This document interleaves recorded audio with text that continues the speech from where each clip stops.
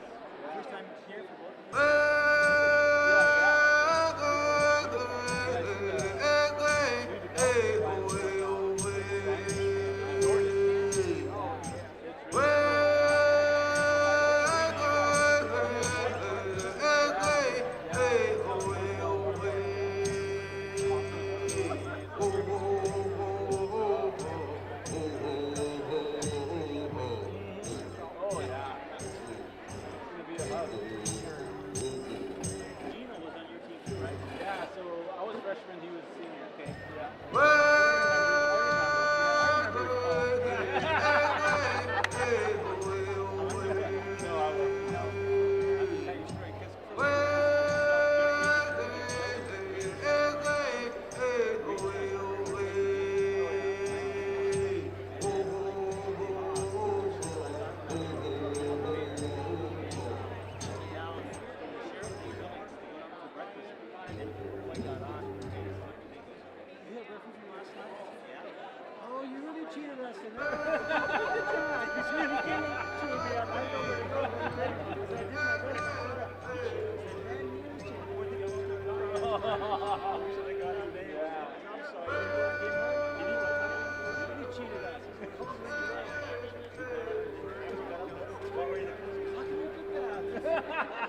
Like it's a restaurant. It's funny. Oh man. Yeah. I never ever blamed it. Through my whole high school career, I never blamed it. Oh, good for you. Yeah, I know. I never did. I like they're doing that job. They can't see everything. My uncle Kenny Nicholson, he's the one that realized he's the one that really said, you play hard. You know, they can't see everything. You know, they might miss a call. They're human. Taught me and my brother all the way through high school, you know, like respect the wrestlers for doing a hard job. And you can see it nowadays, you know, because no one wants to ref now because of the backlash they get, you know, like it is no respect. No respect.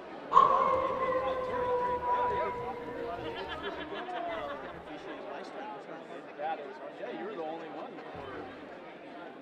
Yeah, you were, yeah, and you stuck out like a sore thumb. And there you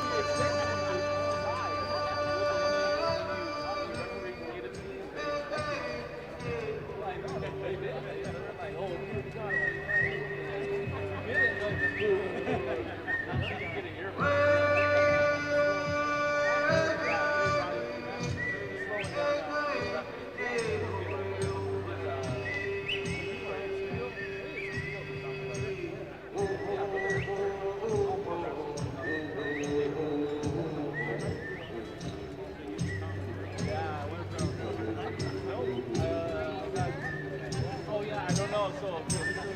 So last night,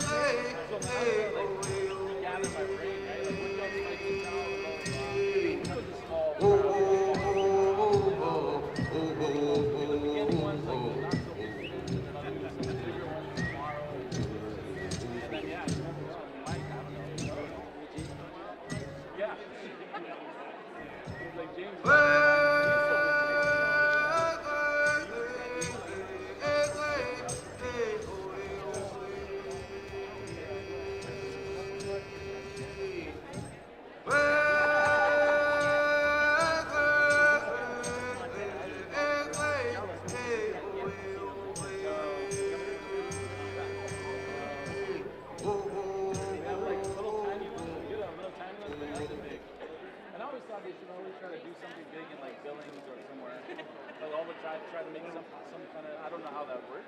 Do something where they can make it big. Because yes, Billings is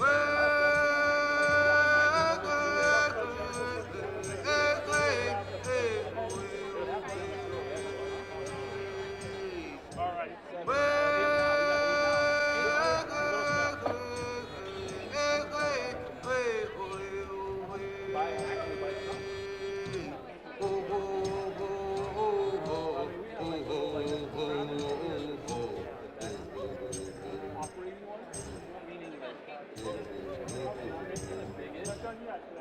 But I think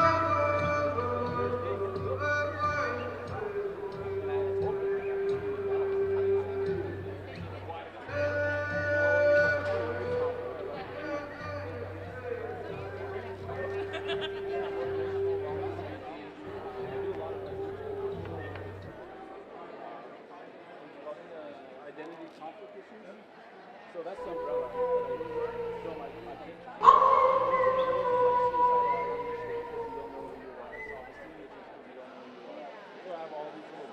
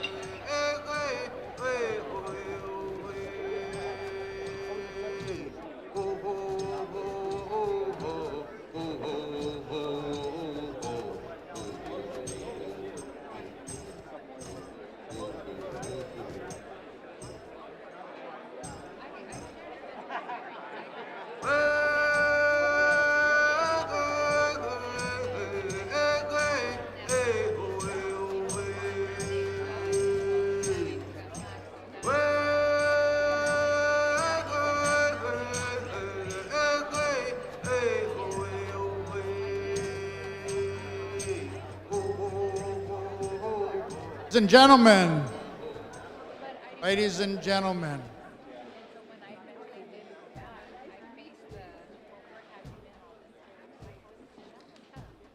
good evening. See if I can't get my voice about the right tone, and so I'm not screaming into this thing.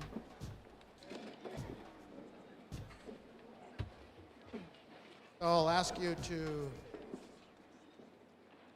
find your table, find your chairs. It's like musical chairs all of a sudden. It's like, where's my table? Where am I supposed to sit? And because I'm the president of the board of the Native American Hall of Fame, they're looking at me like, and I'm like, I have no idea. So I think it's working out. I will tell you right up front, and Tim Tallchief, our MC, this is the acoustics in here are slightly weird when you're talking with this microphone. So I'll give you a warning right up front. And famous Dave Anderson is working on finding his spot. Yay, famous Dave. He served us barbecue this afternoon, and it was absolutely wonderful. So what I'm going to do, I'm going to be back to, yeah, give him a big round of applause. And he brought so much barbecue that there's going to be a lot left over, so it's going to be donated to charities in the area, and our good friend Michael Anderson that's here tonight is going to be working with them to make sure that gets done. So thank you, famous Dave, for that. I have the honor and privilege of introducing our Master of Ceremonies tonight, Mr. Tim Tallchief. Tim, why don't you come on up here with me?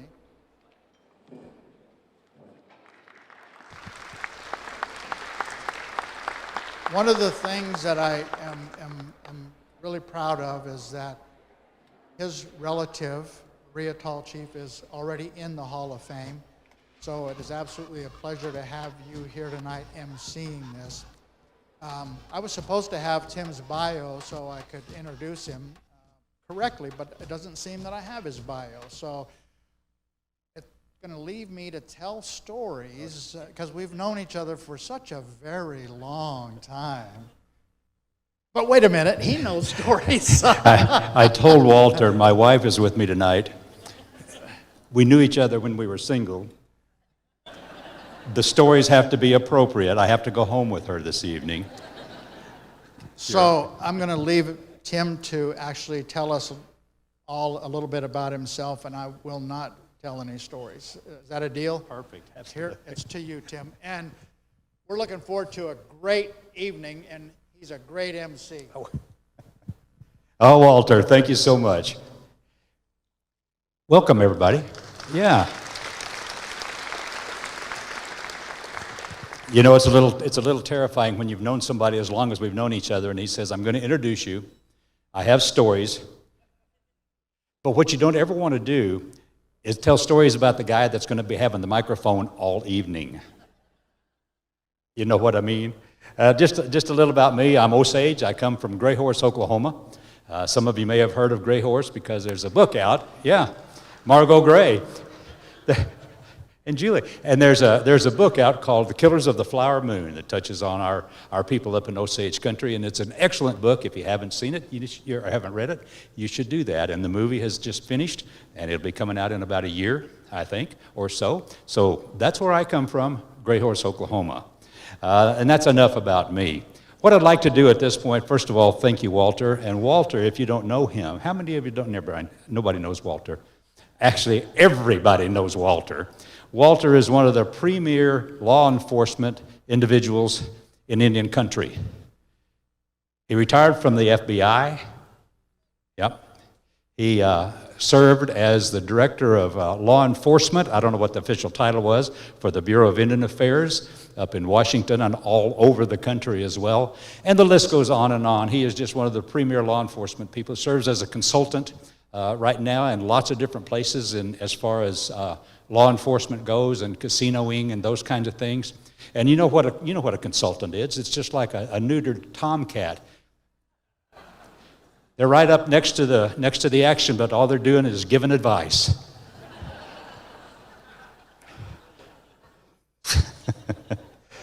Ladies and gentlemen, at this time, we're going to bring in the colors. So I'd like to invite all of you, if you can, we'd like to ask you to rise. Gentlemen, remove cover if you would be so kind. Seminole Nation Honor Guard and the Cozad Family Singers. Cozad Singers, if you will, bring them in. Stars and Stripes and Peace Forever is the song created by Leonard Cozad Sr. If you will, color guard.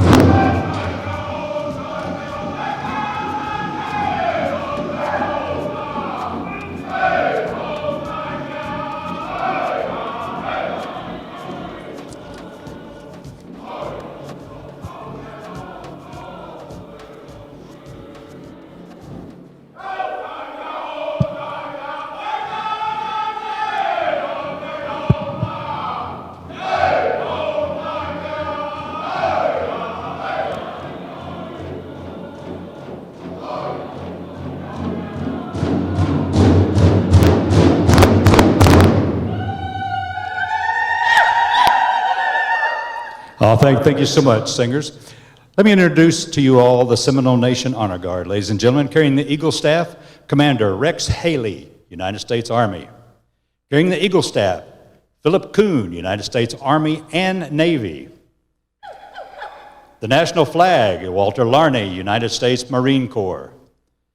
Seminole Nation tribal flag, Alex Fish, United States Army.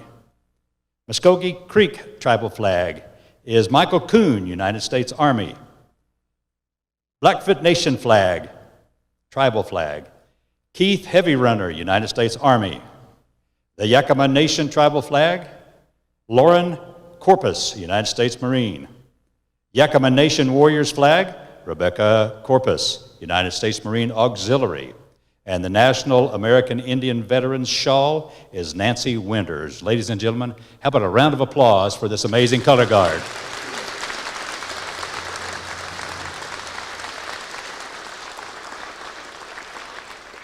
If you can remain standing, we ask that you do for just a little bit longer. We're going to ask our Cozads for a flag song. Many of our Indian nations across this wonderful country, 565 Indian nations, have our own flag songs. Many times it's called our national anthem. So if you will, Cozads, flag song.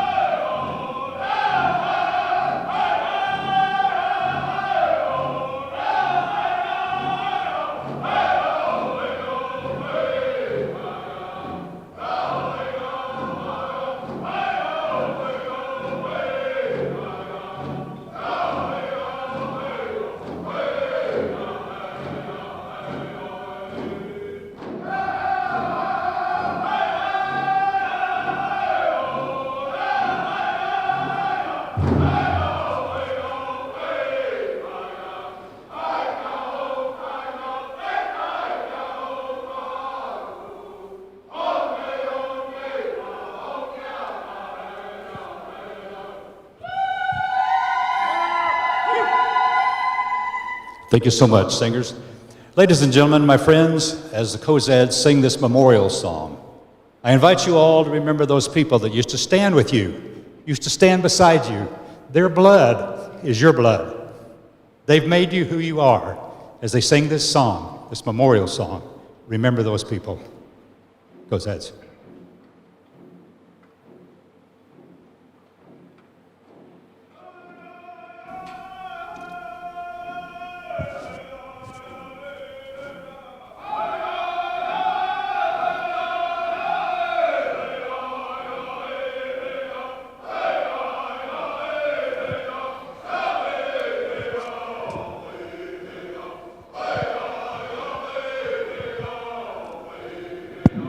Hey!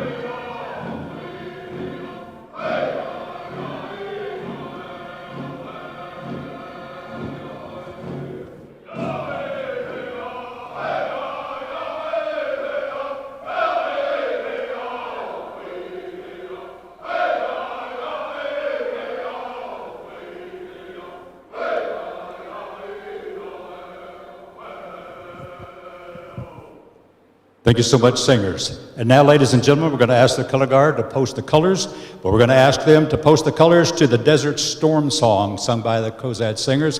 This song was made by Leonard Cozad Sr., Mr. Cozad, the original Mr. Cozad. So if you will, singers, color guard, let's post the colors.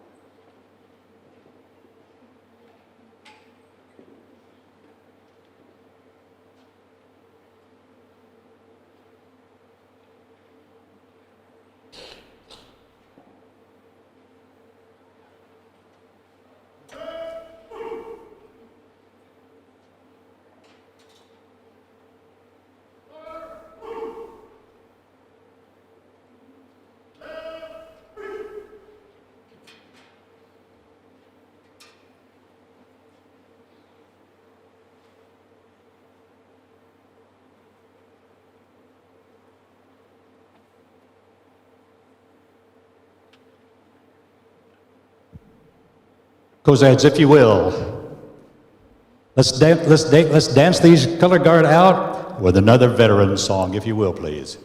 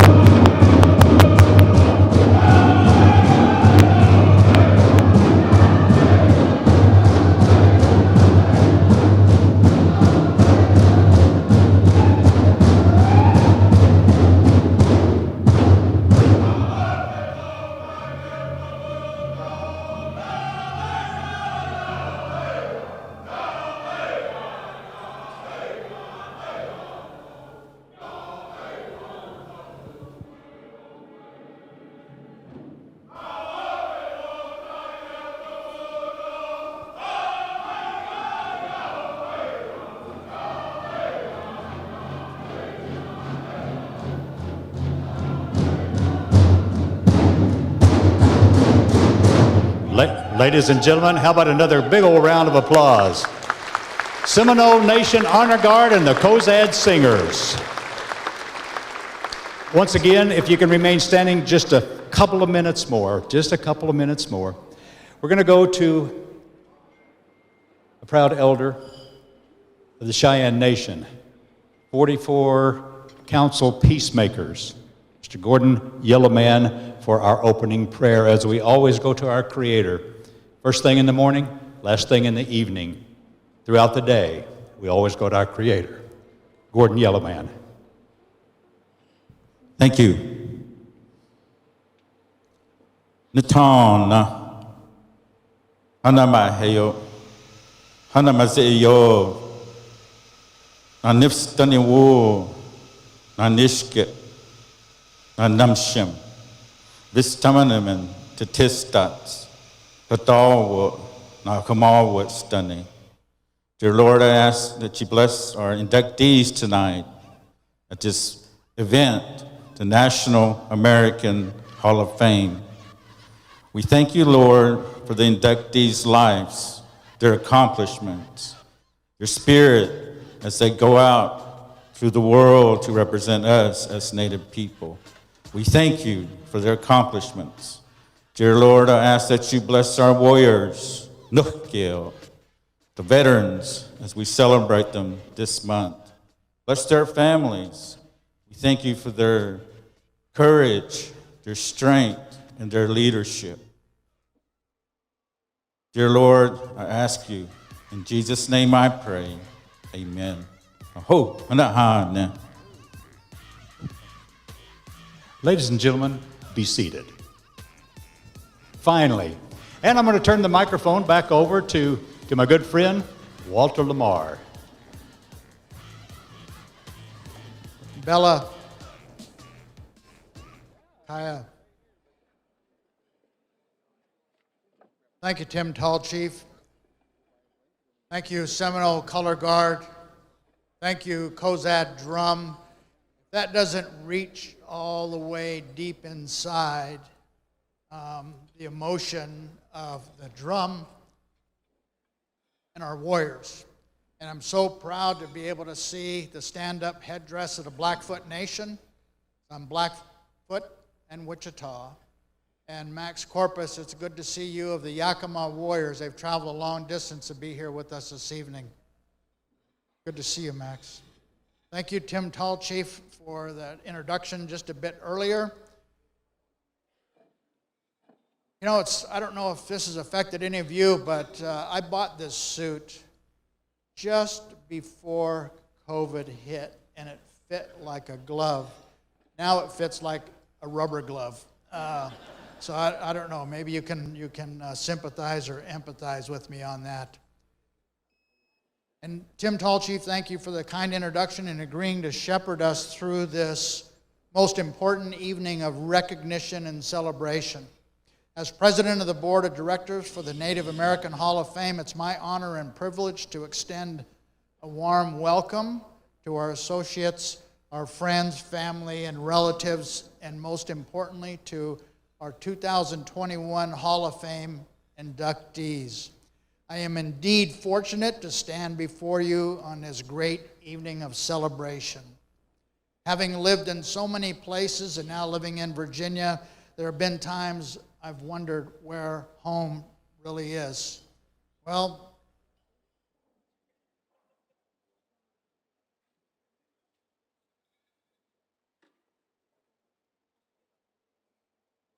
you know, you tell yourself you're not going to let that happen, right? This evening, so this structure represents Wichita Grass House. My dad was a tribal chairman of the Wichita, and he loved to say that we are the Aboriginal people of this land. He's long since gone, but he would be so proud to stand in this representation, acknowledging and giving recognition to the Wichitas and recognizing it's our Aboriginal land. I am home, and I welcome you to the Aboriginal lands of the Kitikirish, Our president, Terry Parton, is here. Terry, would you please stand up? Representing the Wichita's tonight. And our beautiful Wichita princess, Isabella Friday, is here with us as well.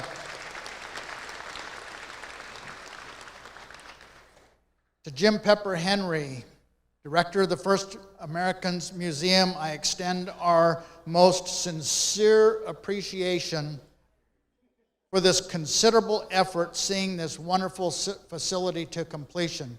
Jim Pepper Henry, can you stand up and take a round of applause over there?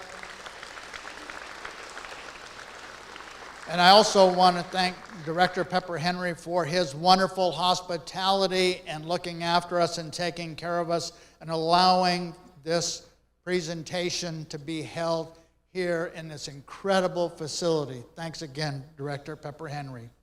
Standing next to me here is Kaya Lamar, my granddaughter. And she's here, number one, because I want to spend every minute I can with my granddaughter while I'm in Oklahoma. And I also want her standing here with Isabella to remind you, our Hall of Fame inductees, that your life stories will continue on. Each inductee will be included in the Native American Hall of Fame's curricula so that thousands and thousands of our young ones will know you, will be inspired by you, will be motivated by you, encouraged by you, and will go on to tell your stories over and over. And maybe even one day Kaya will stand here in my place and make sure that this Hall of Fame flourishes well into the future, because our stories must be told. I'm humbled to stand before you, our honorees. You are a group that has lived as an example to strength, persistence, dedication, resiliency, creativity, truth, intellect, vision, innovation. You're trailblazers, icons, our heroes. As Native people, we recognize and understand generational trauma. We lived the result of so much pain and anguish. Yet, as our dear friend Kevin Gover recently reminded, we must also acknowledge the generational strength of all those who came before, and I say surely you, our inductees, are a representation of that generational strength given us by our ancestors. Your accomplishments and deeds extend well beyond our Native community and serve to remind others we are still here. Not only are we just here, we're excelling and leading the way. You make us very, very proud.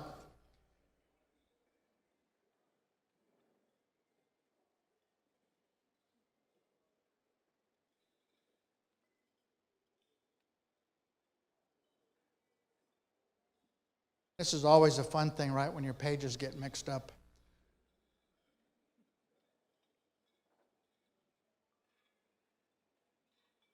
To our CEO, James Parker Shield, thank you for your vision. Thank you for founding this amazing organization, the Native American Hall of Fame. Thank you for your hard work. Thank you for giving this forum to celebrate our heroes. Give a round of applause to James Parker Shield. James, I don't know, where are you? Peg Gerard, Blackfeet, our systems technology person, and Peg's father, Forrest Gerard, stands in the Hall of Fame, and after his induction, Peg came to us as a volunteer, but let me say volunteer doesn't nearly describe what she's done to give the Hall of Fame a web presence and tireless work she and James did to make this night happen. So if we can also give a round of applause to Peg Gerard, and I'm not sure where you are, Peg.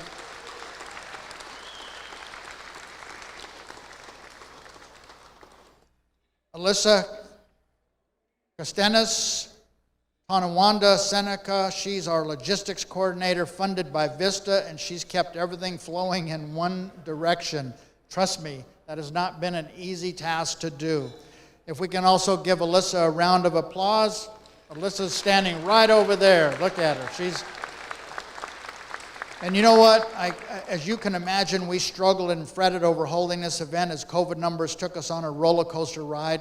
We weren't 100% sure this event would be held until fairly recently. And that put an incredible burden on James and our really small staff to organize and put everything together to give our inductees the time and space for us to shower them with our respect, admiration, and love. But here we are. As we're sharing this space, let's remain mindful and respectful of the fact that the unwanted visitor COVID virus is still with us.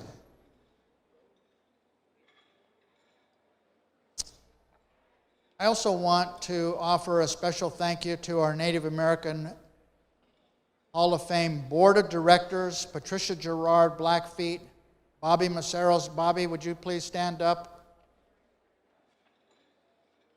There's Bobby right there. I'd like to introduce Holly Cook McCarroll. Holly, would you please stand up? She's right up here at the front table. Laura Harris is on our board. Leslie Logan is on our board. And our newest board member, Francis Alvarez, San Pasqual Band of Mission Indians, is right there. So why don't you stand up, Francis? And I'll say to our board, your dedication to the Hall of Fame is absolutely critical to making this night happen. So thank you so very much. We all know a shindig like this doesn't come without a price tag. A big shout out to our supporters, our sponsors for your generous help. And you're going to see some of those names in the program, and I really would appreciate it if you check out those names, and then when you see the folks here, shake their hand and thank them for their generosity to allow this night to happen. Kozad Singers, weehaw, weehaw. Lots of us grew up listening to the famous Kozad Singers, and Daniel Kozad and I actually went to high school together. Thank you for bringing your drum, songs, and heart to be with us here tonight. In 1995, and I hope you'll indulge me on this, in 1995, the Oklahoma City Federal Building was bombed, and as an FBI agent, I was the first responder to the carnage. It's a day I obviously will never forget. And in 2001, a memorial marathon was organized to remember those lost, survivors, and us, the responders. My cousin Michelle Conroy, Wichita, Lakota, ran in the first marathon and has run in every single one of them since. I'm not going to mention her age because she said she's 29. But she ran just the most recent marathon, making her one of the elite few that have completed all 21 marathons. And she just ran her last marathon in October, and she's not really 29. Michelle, stand up. Yay! Just an amazing accomplishment. I would like to close with this. The stories we share provide the origins of our values, teachings, beliefs, and spirituality. It is our story and our words as we know it to be. Chief Earl Oldperson. His words are a solid reminder of the importance of our story, a story that must be told by us. And Chief Earl Oldperson just recently passed away, and it's a devastating loss to the Blackfoot Confederacy. As we move on to this energizing, inspirational, emotional, and memorable evening, I take this opportunity to hand it back to Tim Tall Chief. Ladies and gentlemen, boys and girls of all ages, he's back. You ain't right, man. He was up here turning pages, and I thought he was turning my pages, and he was actually turning his pages. Folks, hey, Walter, would you like your speech? Frame it. While I was sitting there listening to Walter, I was looking at my lettuce on my salad. If you all haven't started eating, please eat your lettuce. It looks sad. If you haven't started, please go right ahead. Folks, I've been asked to read In Memoriam Tribute. If you will, please indulge me. We would like to take a minute to honor the many Native Americans who have passed onto the sky world this past year, our family and friends who have joined our ancestors, those we have lost due to COVID, our missing and indigenous and murdered indigenous women, and our dear Native children whose laughter was lost in the wind. Let our hearts and our spirit be at peace as we remember the joy they brought us and the joy they now have living peacefully in the sky world.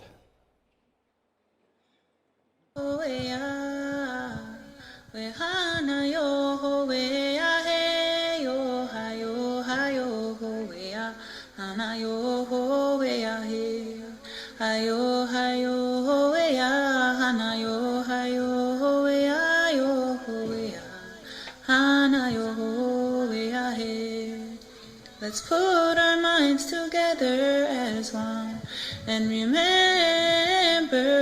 the ones who've passed on to the sky world. Their life duties are complete, they are living peacefully in the sky world, in the sky world. Ayohoea, wehana yohoea, hey yo, hayo, hayo, hoea, hana yohoea, hey, hayo, hayo, hoea, hana yo, hayo, hoea, yo, hoea, hana yohoea, hey.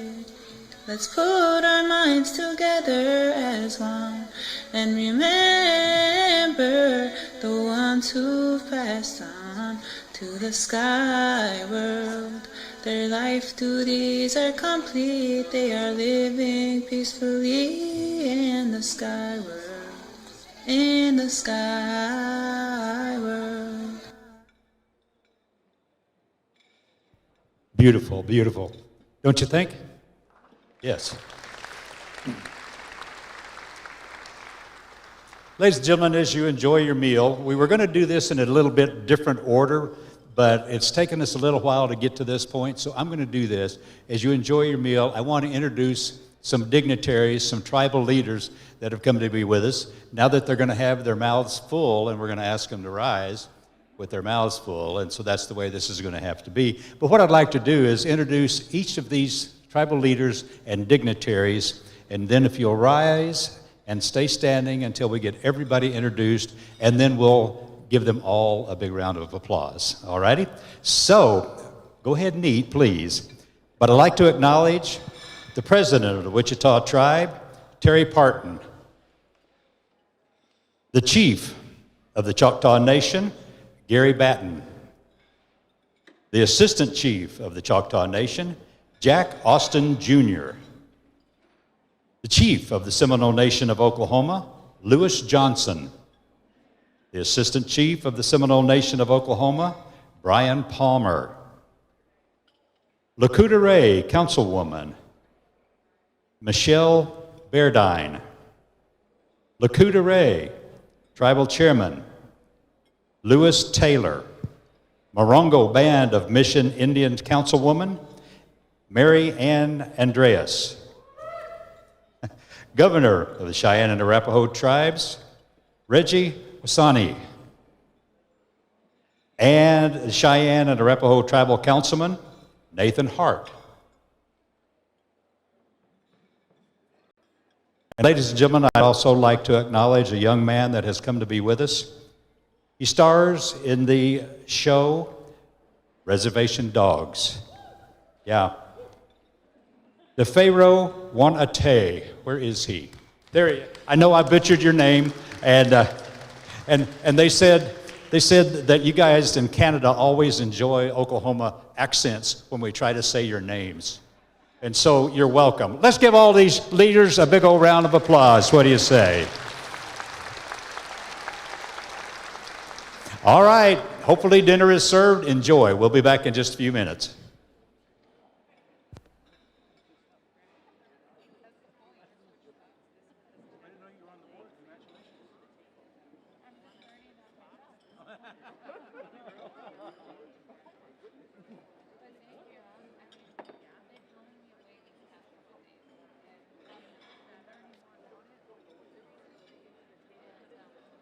And you are watching WOJB's presentation of the Native American Hall of Fame, held here at the First Americans Museum in Oklahoma City, Oklahoma. WOJB is your host of this video presentation. If you want more information about WOJB, just visit our website at WOJB.org.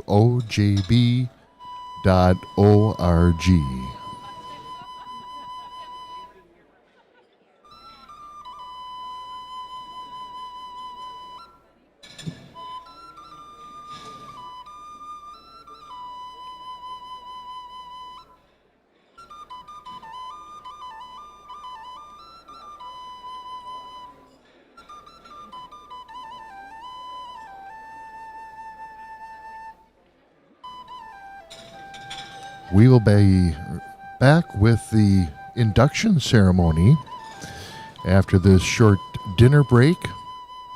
So stay tuned with us here on the live stream. We will keep the live stream going throughout the dinner period, and we'll try to get some video shots of various people around this event. And so you're not just looking at a graphic screen all the time.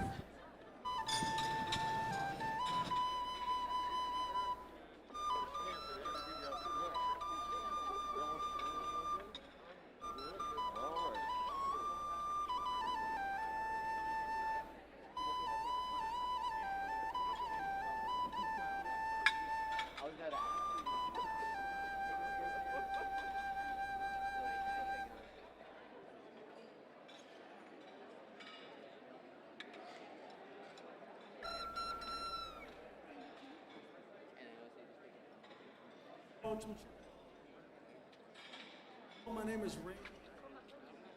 Pastor annual National Native.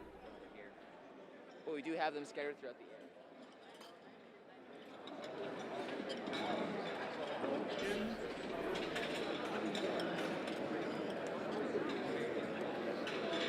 Did you practice I'm wanting to get Marcella's Indian name is Pretty Rainbow Woman, but I'm wanting to say it in Lakota, so that's fine. We're rooting for you. Are you guys going back home tomorrow? We live in Oklahoma City. Oh, okay. Where do you live?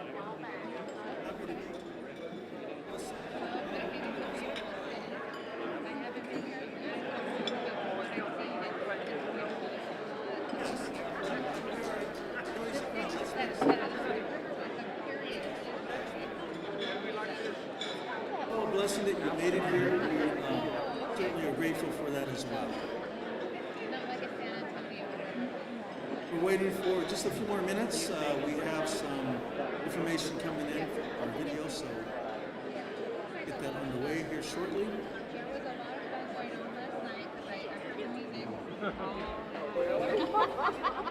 The flute I was playing has a cultural tie. When I began to play the flutes, I had to find out whether or not I had a tribal cultural connection playing the flute. So I was living in Phoenix, Arizona at the time, and to make sure that this was true, I had to call back here to Oklahoma to talk to my mom, because my mom knew everything. So I asked her, did we have a connection with the Native American flute as I was learning it?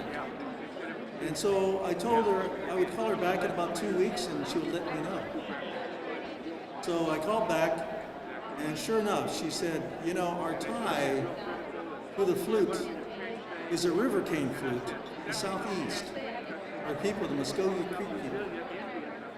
And it wasn't an instrument that had a leisure sort of sound to it. It actually had a reason for that flute. And that flute was used to call our people to a gathering. Because of our geographical area, the forest area in the southeast, a human call would not go very far, as it would be chopped by the forest line. So the instrument of the flute pierced that fourth line so that folks could hear that call to come in, to hear and understand that something was about to take place. So I presented the flute for that reason, to call you for this gathering, for this great honorable gathering, and I think it will. Because I've been playing since last week.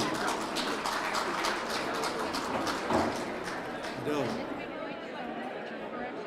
Are we ready?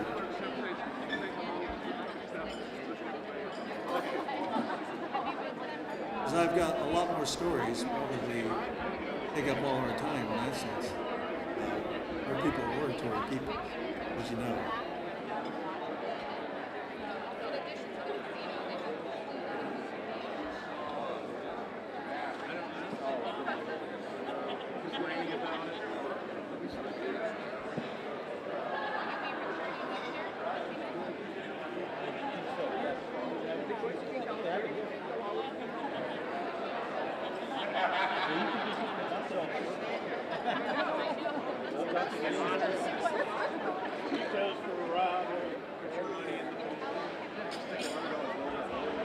I've known James since he was from Montana. I was in Montana. He was working at the Muscogee. So when we were young, we both played basketball. We played basketball. And then Walt, I met him when I worked at the This is the afternoon of time.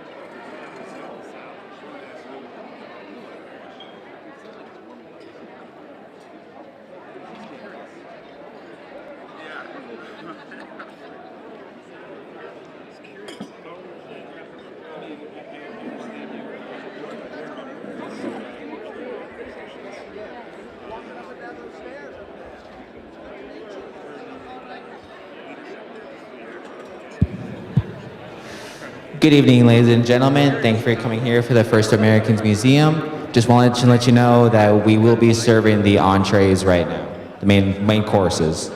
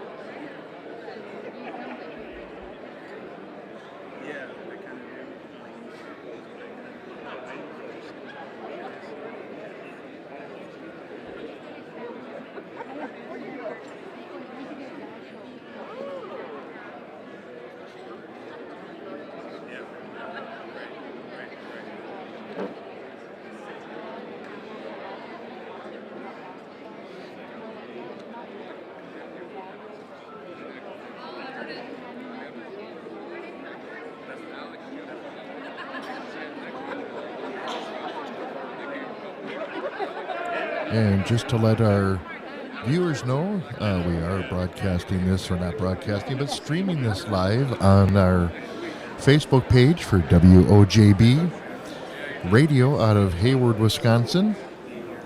And we invite others to be sharing this stream with other nations. So going around the world with this here at WOJB Radio. Want to thank you for just sticking with us. This is the dinner hour part of the presentation. Coming up in a little bit, they will start the induction ceremony and introducing several people who are going to be inducted into the National Native American Hall of Fame here at the First Americans Museum in Oklahoma City, Oklahoma. I'm Mark Lundeen, your WOJB host. Glad we could be here live and in person. And glad to see a lot of people who are signing in on our Facebook page. And a lot of people from New York, South Dakota, even Nova Scotia. Hello, Bruce. Glad you could join us. If you're watching on any Facebook page, whether it's WOJB or even the museum, I think they shared the stream. We're also on YouTube. If you look at the YouTube page at WOJB and click on videos, you'll see the live video there. Also America's Rib King, which is Dave Anderson's website. Good to see people signing in and letting us know they're there. Bruce from Las Vegas and Rob from Minneapolis.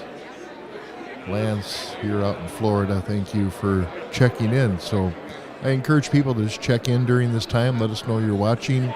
Again, this is the dinner portion of the program that we're streaming live. We're just going to continue with this until they start the induction ceremony, and we'll break in with that. So just stay with us. Thank you.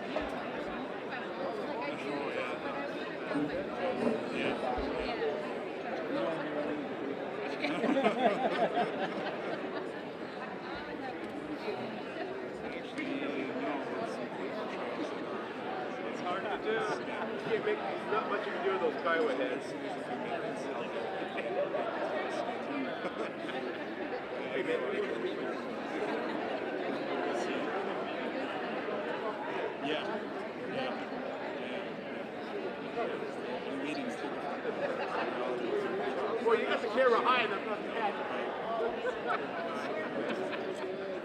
This guy with the proper socks, man. We gotta show the socks. Yeah. That's why I'm not doing well. Hey.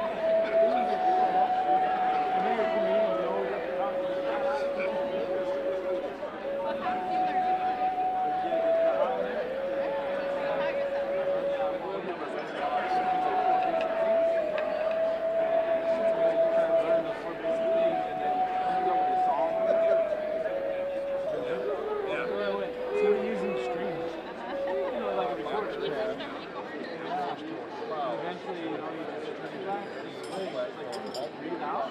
Oh, that's awesome. Yeah, so oh, that's awesome. See, I'm using OBS over in our theater. Yeah, we use OBS. Just get all the processor right here. Right. Unless you upload from 12. Right.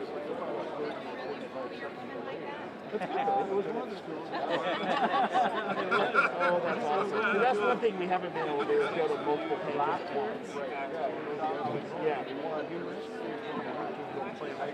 Right. That's cool. But we all have that mentally look. yeah, right. So the funny story is, we're in Denver, March, Colorado, and I'm in the grass. That's awesome. Later on that night, we backed around. So is that what you're using that switcher? Yeah, to produce the two cameras and the graphic. So if I want to go to this graphic I set up, that's awesome. That's cool. That's awesome. And they looked at each other again, and they said, "What do you have? Like, what's your design?" And so on, my designs are here, and I have like everything right, and I have like kind of like a needle on the back. And then they both started laughing, and they were laughing like.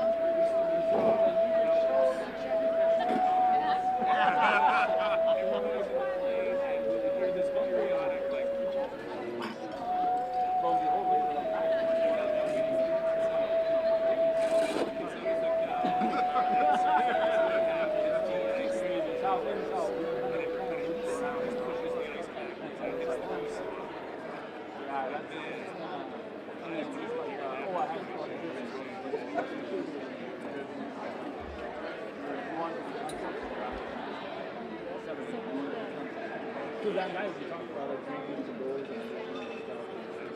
Yeah, I thought you should get a couple of even skinny, like skinny guys. Like I just I was so proud of him. Like he made me laugh.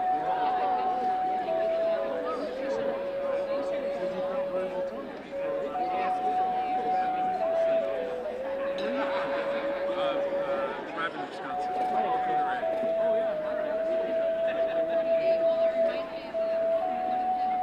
French, it's a French name. Charcuterie, it's spelled weird. Charcuterie. I don't know what you're talking about. Is that what it is? Oh, okay. Pseudo-word.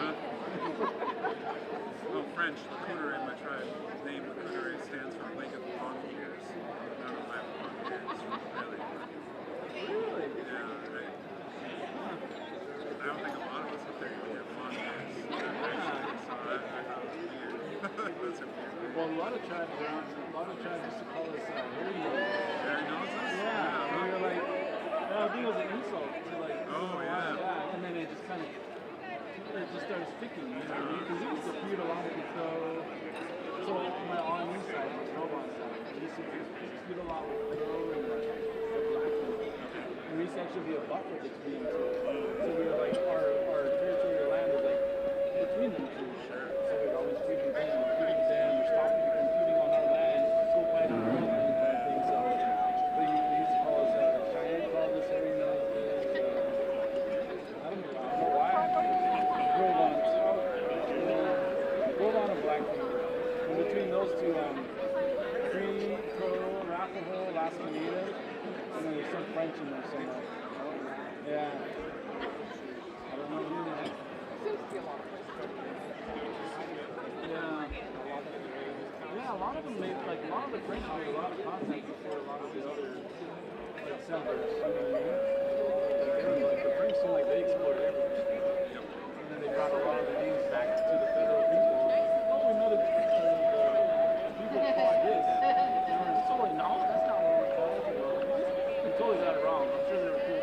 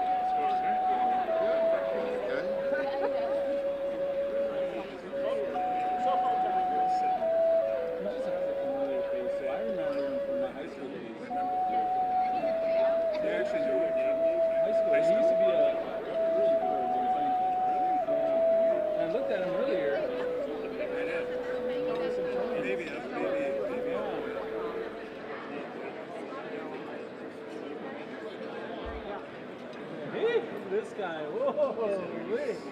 Looking good. Holy. That came up all right. You do. I need another picture with you. Two books of food stamps. You can look up the kids.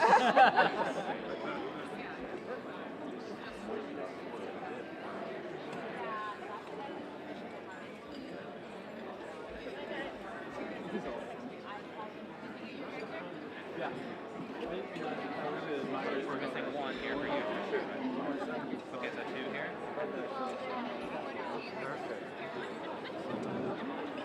Three looking forward. Yeah.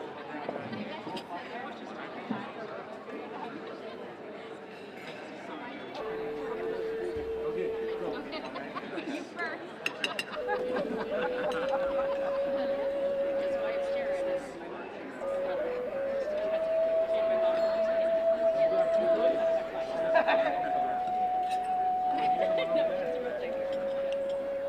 So you used to play ball or still play ball? I just went first. Once after college. Wish I had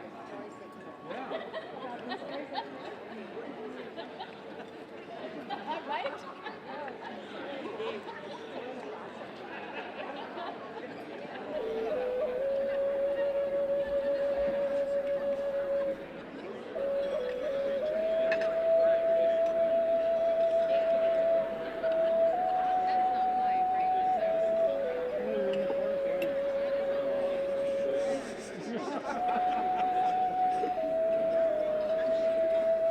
That's what I was at. You phone over there. I'm like, oh, there's nothing. No, it's sound. I'm like, oh. Yeah, they were, yeah. That'd be cool. Do this.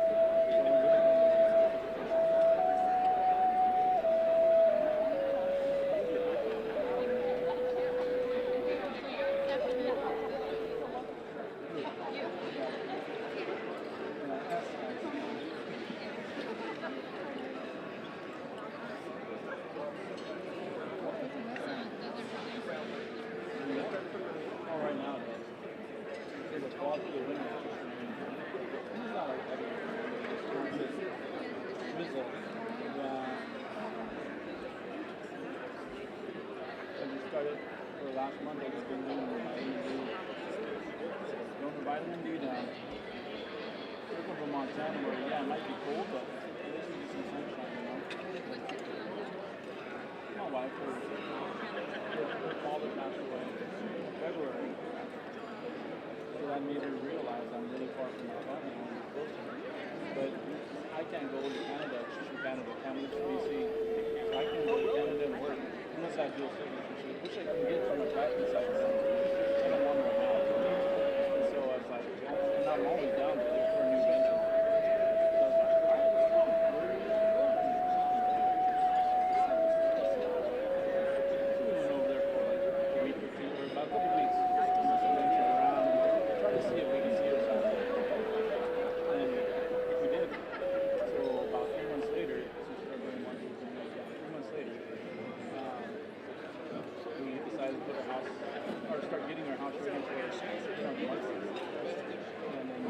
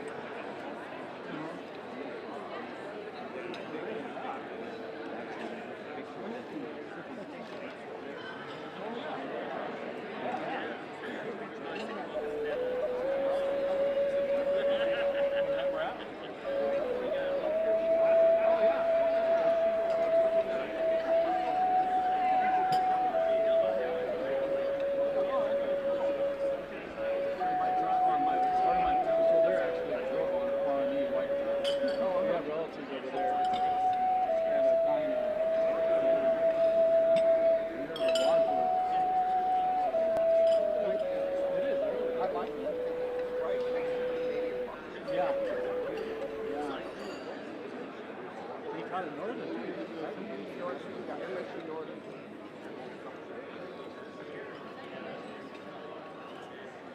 That was fun. Yeah. They had a bunch of Wednesday seasoning.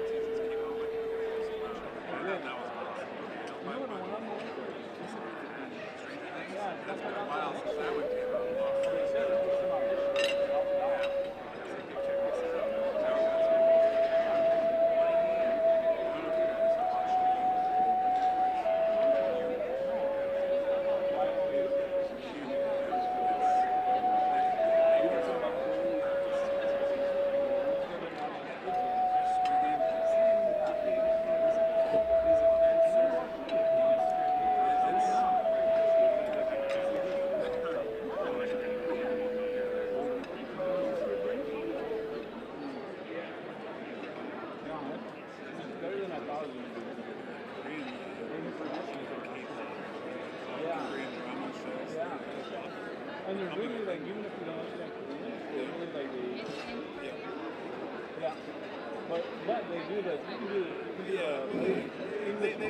In spring games, I thought they have an English like it's English dub. Yeah, it's English dub. Yeah. Oh yeah. So it's in English, and they have subtitles in English. You're right. They're actually speaking. But you can still watch it on music. Yeah. They read, and then there's another one.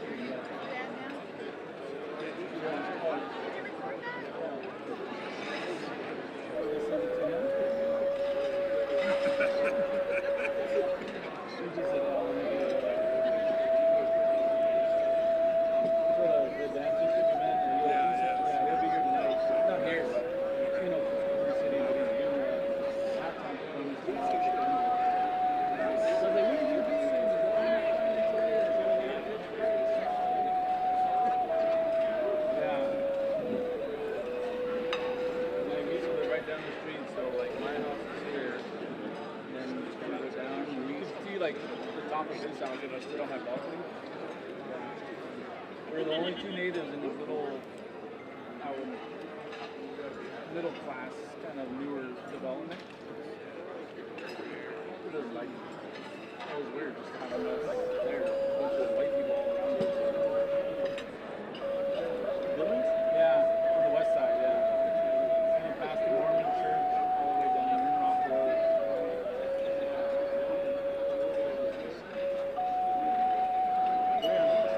Yeah, way, like my auntie was telling me, there was nothing there back in the day. It was just all farmland, right? Just all houses, chicken houses everywhere. And it was these farmers that bought that land, bought it really cheap. And they're foresighting, like, it's going to grow. And now they're billionaires. You know? Just selling the land to the housing development, whatever.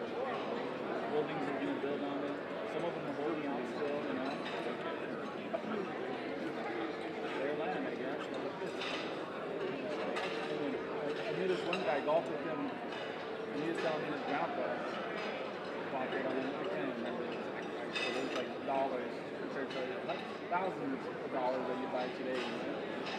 And now you just taking back, you know, going on trips everywhere, because he's old enough just to go on trips. So I'm just like, yeah, it is planning for the future, investing. A lot of our tribes in Montana have a hard time seeing it. Like investing, seeing it through, not panicking, not worrying about it. It's like you have to let it build. It's not going to be a return right away. You just got to let a lot of, especially for dollars, it's so hard for them to invest.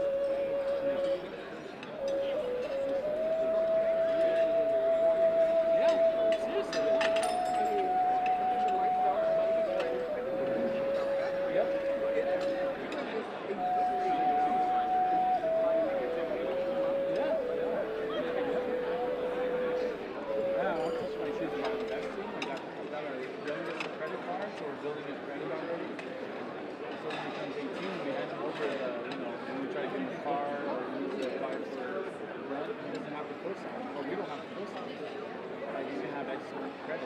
And then the rest of it's going to be up to him, obviously, you know.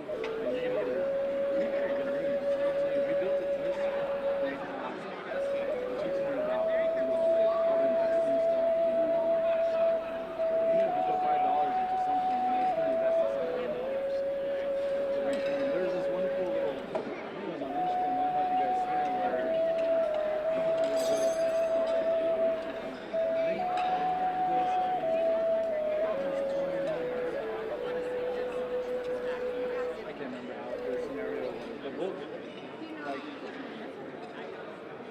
buy something, then I'm going to buy it from you, and then buy it back from you, and we'll make $5 more than what we were in.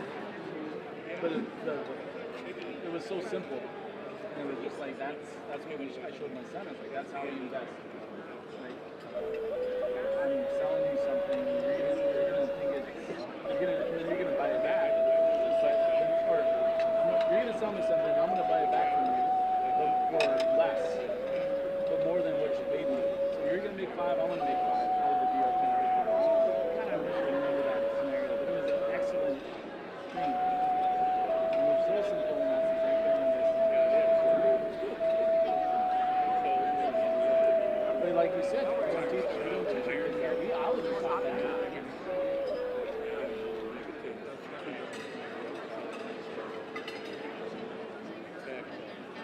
Emotional investment, sure. Like, money investment. Yeah. 7 or 2000. Yeah, they started. Exactly. Yeah. If you can afford to put money away, money aside, all of it went to something.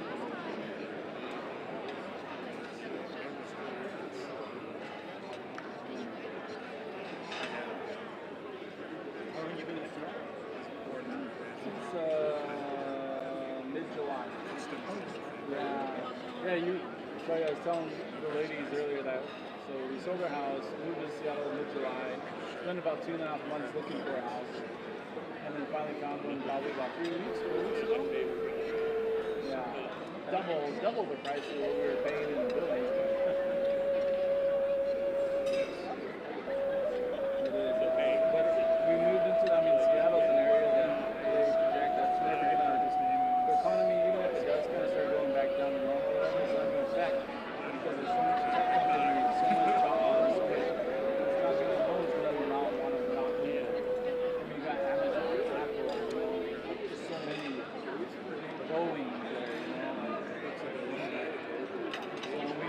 sold our house, or once we bought our house, in 3 weeks our house value already went up. About $8,000. Yeah. I know. So we look back on it, and we bought it for a certain price, and we looked at it, and we're like, it's already valued $8,000 more dollars than when we bought it. But right now it's hovering at that. So as long as we make more payments more than what we owe on our mortgage, we'll start seeing that gap. I don't think Seattle's going to be a dream spot. It's just a spot. I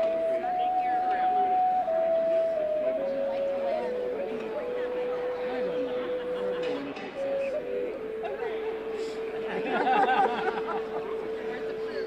Yeah, right? But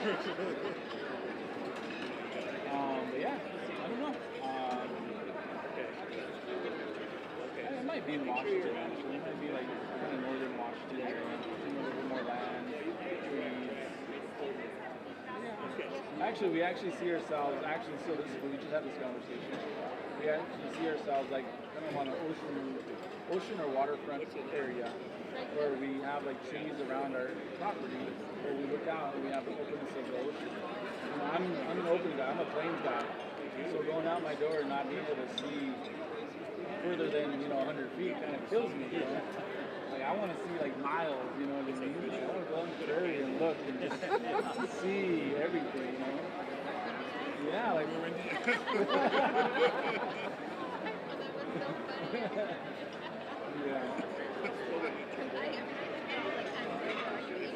Yeah. I get that all the time. And when you repeated it yesterday, you mentioned your windy eyes. These are windy eyes, not easy eyes. Yeah. What you doing?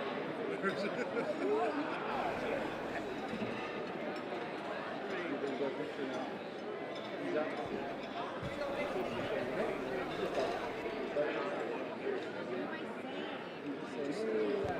Here's good things about you.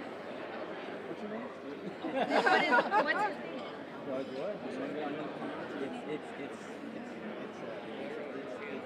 It is. Let me see.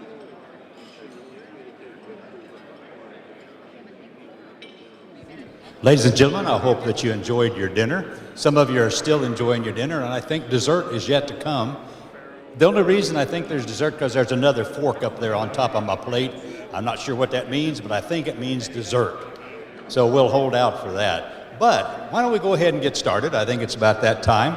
So let me, oh, by the way, I'd like to introduce another dignitary, tribal councilwoman from the Southern Ute, Linda Baker. I had lunch with her today. Had lunch with her. We were talking about horses. Yeah. I'd been out at the heritage sale looking at a mare that we were thinking about buying this morning. Came by here, had a little barbecue, talked with her, had a good time. Ladies and gentlemen, it is time to move into our inductees. So, let me share with you, it is my honor at this time to introduce the first 2021 Hall of Fame inductee. Let me, before I say, Dave, let me say something to you before I do this. Just so you know, it's famous Dave Anderson is who I'm about to introduce.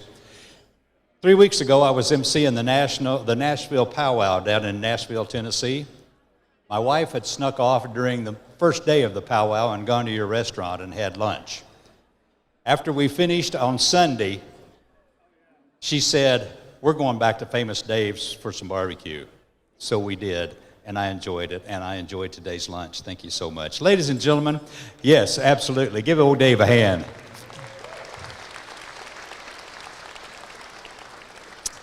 He is coming from the Choctaw Nation. He is also Lakudere Band of Ojibwe. And he is being acknowledged today for his category of business.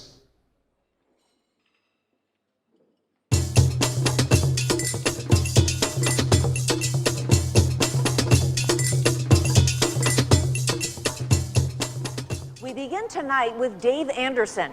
15 years ago, he started selling barbecue ribs at a roadhouse in Wisconsin.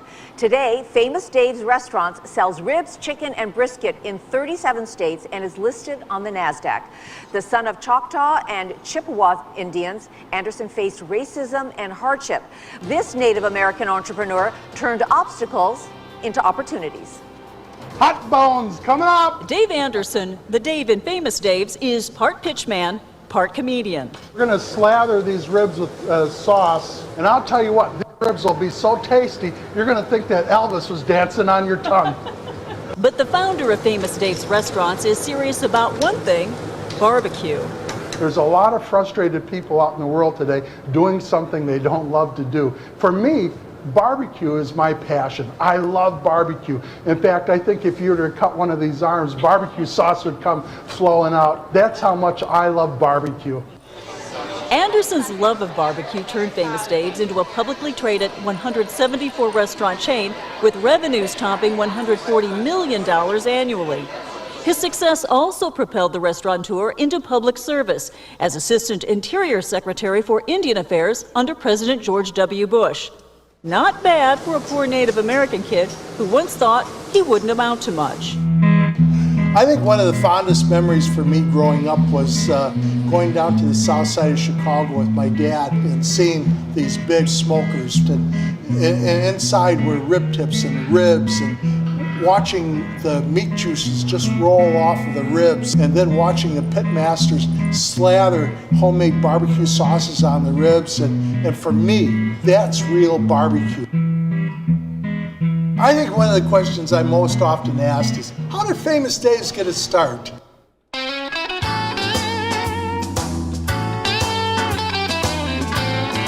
I never got into barbecue more than I was born into barbecue. My dad's a Choctaw Indian from Idabel, Oklahoma. When my dad married my mom, it was so important that we have made from scratch, homemade Southern home cooking. In Hayward, Wisconsin, 1994, I opened up the first Famous Dave's. Once people found us, we started something we couldn't stop. You know, they say it ain't bragging if it's the truth. And Famous Dave's has been recognized as one of the hottest restaurant concepts in America. At the end of that summer, we were serving almost 6,000 people a week in a town of only 2,000 people.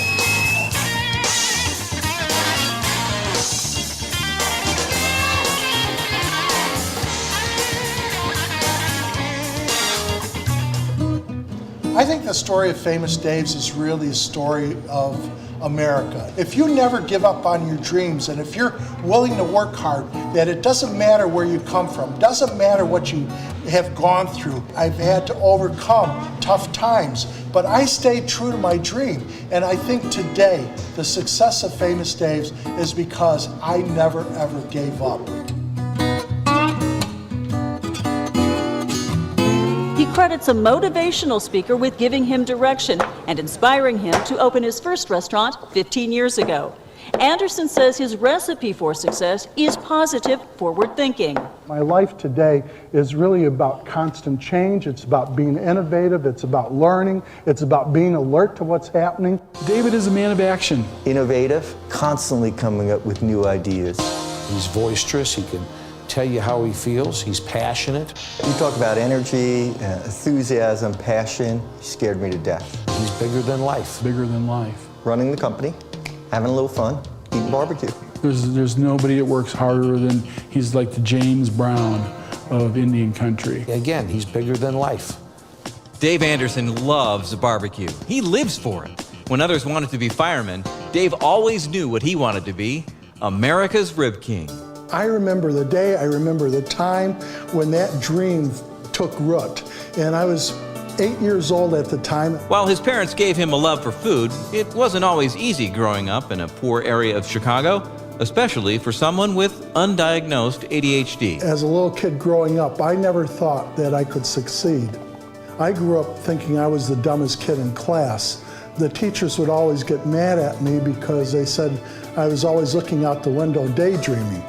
And today I've learned how to turn my weaknesses into my strengths, and today I know that as visioning. Through it all, Dave persevered, and he says his passion and hard work over the past 25 years has helped build a restaurant empire, shape public policy for Indians, and create more than 20,000 jobs. He even achieved a master's degree from Harvard University without first having an undergraduate education. But all of that almost never happened. What he's learned with other people. They have to understand that it's all about living your life to help other people. Because the common thread with David, it's not about him, it is about giving and giving of himself. It's not only time, it's money, and I think that's one of the things that we learn in business. It isn't what we get, it's what we're able to give of ourselves, and you always want to strive to be your best. You want to be able to give other people your best. What Dave gives that I think we'd all love to give is hope. He just gives people hope. You have been placed on this planet with gifts. You have been placed on this planet to make a difference. And if you never ever give up, anything is possible. And there's nothing like hope. It's just a magic. A lot of business leaders, a lot of entrepreneurs will talk about how important it is to have dreams, how important it is to have goals. But I would like to share that I also think it's very important to have faith in your life. You know, I think Dave would probably say he's a good God-fearing man who believes in the Lord and really practices all the great things. You need values. You need something to give you a moral compass in life. You know, he's got a big heart, and you know he works hard. Everybody that he's touched has been inspired. I think that having Dave around me has made me a better person in many different ways. His enthusiasm, his heart, and you know, his commitment to people. It's good, better, best, never let it rest. And he lives his life that way. There's a lot of expectations you have of someone that's bigger than life, and he's met most of all of our expectations. And I think we haven't seen the best of Dave yet. I think there's a lot more coming. And he dreams big, and he visions big, and the results are big. I applaud him.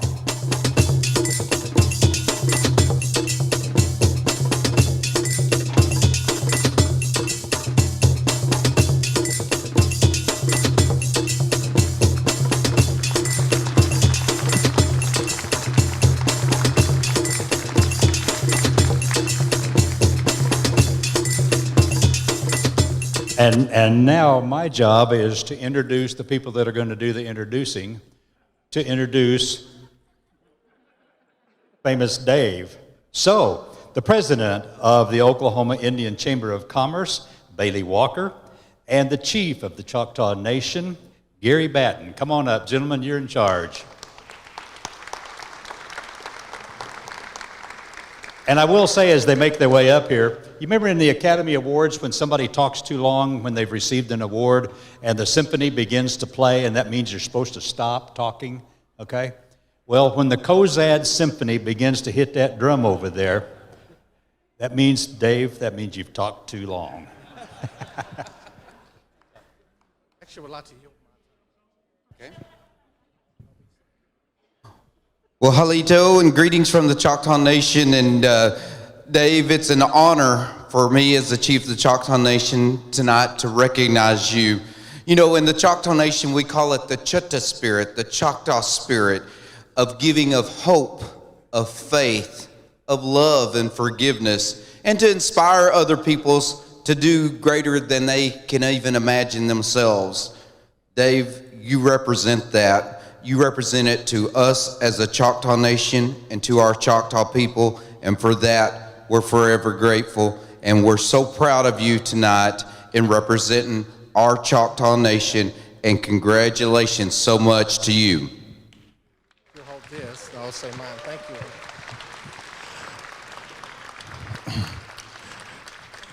you. Thank you.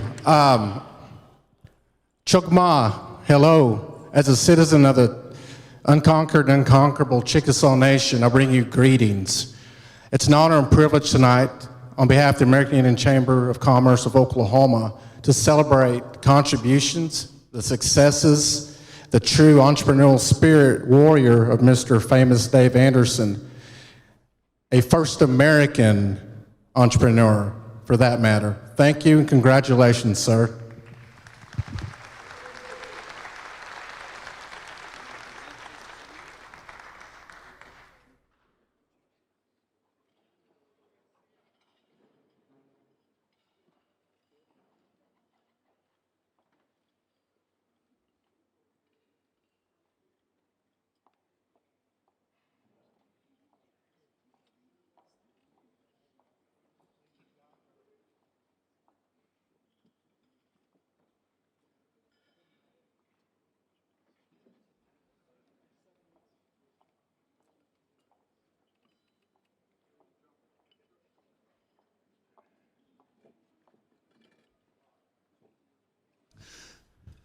Good evening. First of all, I wouldn't be Famous Dave if I didn't ask everybody to stand up. Yeah. I've always done this wherever I've gone. I'm not going to stop now. So what's going to happen is I'm going to do a cheer that we always do, and then we'll all join in. The cheer goes like this. I feel happy. I feel healthy. I feel terrific. So on the count of three, here we go. 1, 2, 3. I feel happy. I feel healthy. I feel terrific. That was pretty lousy. I know you could do better. I know as natives, we got to get that war whoop going. So there we go. So on the count of three, let's let everybody know that we aren't fading away, that we are alive, we're full of spirit. Here we go. 1, 2, 3. I feel happy. I feel healthy. I feel terrific. All right. Turn to somebody and say, you're good looking.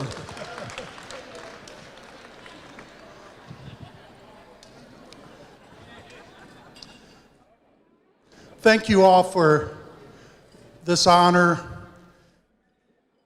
I would not be here today if it wasn't for my wife, Kathy. I'd like for you to stand up.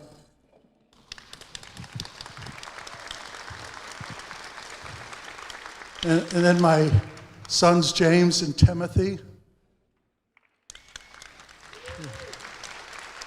And then my sister, Rebecca, if you could, and her boys, you might as well stand up too. The straight A students studying medical field. Becky, where are you? Oh, there she is. But my dad, my mom is from the Lakota Reservation. My dad's from Idabel, Oklahoma, Choctaw. And I'm just going to briefly give a little bit of my story. I would not be here today if my dad wasn't an Army veteran, a Bible-carrying, praying man. Unfortunately for me, the reason I said that I would not be here today if it wasn't for my wife is I'm 26 years sober today, and I share that because so many of our people struggle, and we need sobriety. I'm an open book about that, but my wife keeps me organized because I suffer from ADHD, and I'm a mess. But it's I was growing up, I thought I was the dumbest kid in class, and I was. I always told people I made if it wasn't for me being in the bottom half, there would be no top half. But then it just goes to show that if you never ever give up, it doesn't matter where you come from, doesn't matter what you've been through, is that in this amazing country, if you work hard and you just, go through the adversities, that amazing things can happen. And when I can remember as early as 1959, standing on the south side of Chicago with my dad because he loved his real pit smoked barbecue. And also then when he married my mom way back in the 40s, he used to drive my mom almost every other weekend down south until she learned how to cook Southern. Because every day he had to have his homemade biscuits, his fried chicken, his okra, his honey buttered cornbread. He loved his Southern foods. And so that's the foundation of Famous Dave's. But if you want to talk about the American dream and the American spirit, you saw my first restaurant. It was that tarp-covered lean-to. That was my mom's Indian fry bread stand. A lot of people will say, well, how did you get in the restaurant business? I said, well, very humbly. I learned how to cook in my mom's Indian fry bread stand, cooking at Indian powwows. And that's the legacy of Famous Dave's. And today, we've had as many as 200 restaurants all over the country. We have our own ups and downs. Today, there's 120 restaurants, but we're growing. And there's many thumbprints on the story of Famous Dave's, and I'd like to acknowledge the leadership of Famous Dave's that's here. If you could all stand up, including Jeff Crevillo, the president CEO of Famous Dave's. Jeff, stand up. And then these are the folks that cooked your barbecue meal this afternoon. And they cooked that whole hog all night. They were up with that whole hog. Many thumbprints on this award. And that's one of the things I share today, is that this isn't about me. And I think everything in my life changed the day that I learned that if you give enough to other people first, if you put other people first. And so today I live obsessively devoted to being a blessing and a positive difference in the lives of others. My son James works with at-risk youth on reservations in inner city, and we're making a difference there. Today I'm just, so my knees are shaking. I used to be the shyest, most bashful kid in class, but yet I realized that if I was going to tell people about my dreams and my hopes and aspirations, I had to get out of being a shy, bashful Indian kid that was ugly. And today I have a smile because I had to practice that smile. So I always tell people, if you think you're ugly, just smile. And then back then I was broke, and it wasn't anything worse than an ugly, broke Indian kid. I've turned all that around today. My family has been everything to me. My mom and my dad, they've passed on. But I remember one time walking into the kitchen. It was about 5 a.m. and the sun was just coming in the kitchen window, and my dad was on his knees and he was praying. And I'll never forget that. And sometimes I wonder if my faith is that strong, where somebody walked in my kitchen and saw me doing that, if that spirit would be there. And I know as Native people, we've never been ashamed of our Creator and our faith. So with that, I'm very honored today. I feel very blessed, and I walk in gratefulness, and I walk in honor of our first people, the first Americans, the indigenous people of this country. Thank you, and God bless. And by the way, we do have some Famous Dave's barbecue sauces and seasonings out there. You're welcome to them. I do have some cookbooks that I'd be willing to autograph. If any of you are cooks, I'll give them to you. You guys are amazing. You're wonderful. Thank you. God bless. We're going to walk off this way.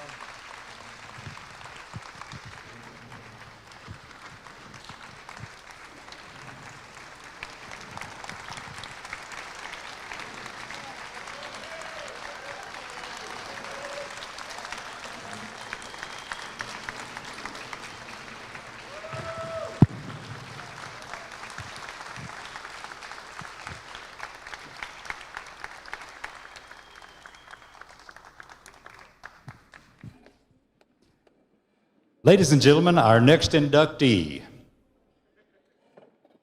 is Senator Ben Nighthorse Campbell, Northern Cheyenne, in the category of government.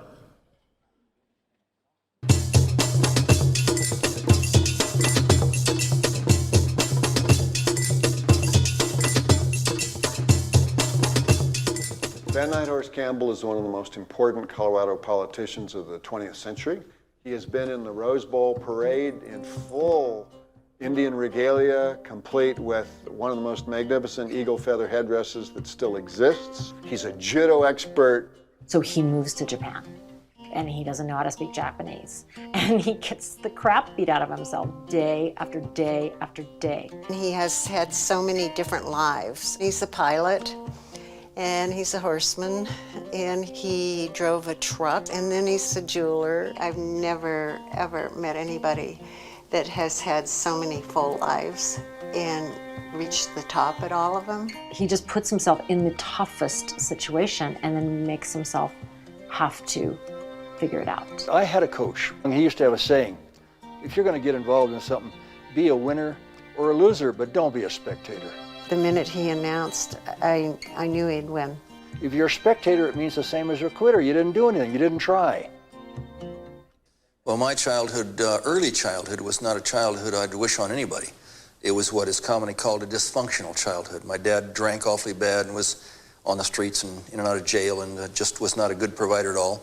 My mother suffered from tuberculosis for 26 years in and out of a tubercular hospital. During the time my sister and I were little, like 3 to 5 and 6, we were in what used to be called orphanages. Now they have a nicer name, a fancier name, but they were not the kind of a place you'd want to leave your youngster, even though I think many of the people in those institutions at the time tried to do their best. They simply do not replace a good, solid family in any way, shape, or form.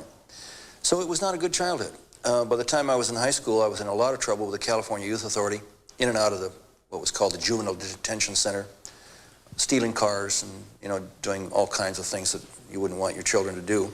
Didn't have much guidance, getting all bad grades with the exception of shop and art and maybe sports a little bit, because that's the only thing I was interested in.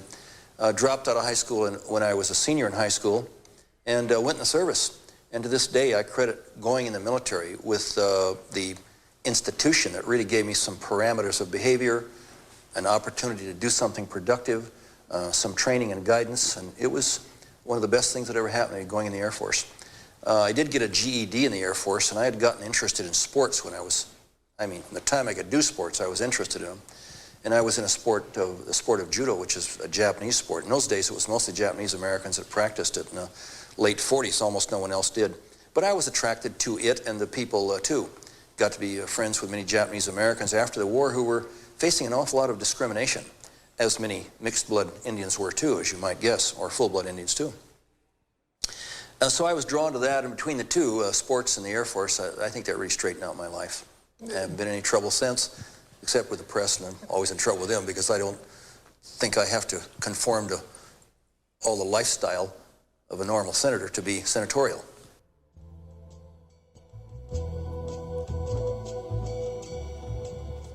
All artists have sort of a twilight zone. You're not completely awake, but maybe you're not completely asleep either.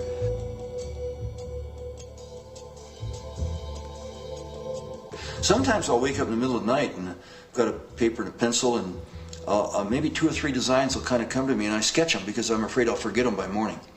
By morning, maybe they don't look so good, but a lot of times they say, that looks all right, and so I'll lay it out.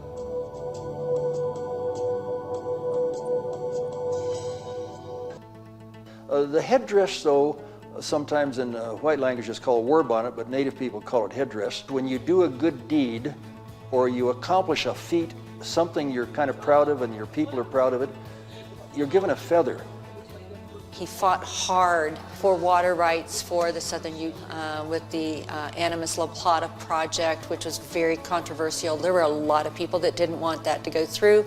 When you have ranchers and farmers who are not native, who want access to that water as well. The water project here that I finally got passed after 15 years of work was a concept that sounds nutty. You want to pump water uphill to put it in a water impoundment. That flies in the face of gravity and common sense. Well, I don't know. It may be. But on the other hand, go to a store, any store, and find out what you pay for a gallon of gas and what you pay for 4 quarts of water. You're paying more now for water than for gasoline. So there's no doubt in my mind, in the dry Southwest, we have got to find a way to share the water. The primary reason for that water is to give the priority rights to the Ute Indian tribes. But the secondary effect, you'll see bait shops springing up and all kinds of little things as it does around any lake in Durango. So there's an economic impact, particularly for tourism, with having a beautiful lake in your town. Well, it's called Lake Nighthorse, and my father was not seeking that or asking for that, but I think that was, it's a very flattering thing. He also helped build hospitals. He helped build facilities on reservations. He's very important, I think, will go down as having helped us get the Sand Creek Massacre National Historic Site as a unit of the National Park System. The National Museum of the American Indian, if I was ever wanted to be remembered for one single thing above all other, it would be that museum. Because I'm a firm believer that you can't have a good future unless you learn from the past.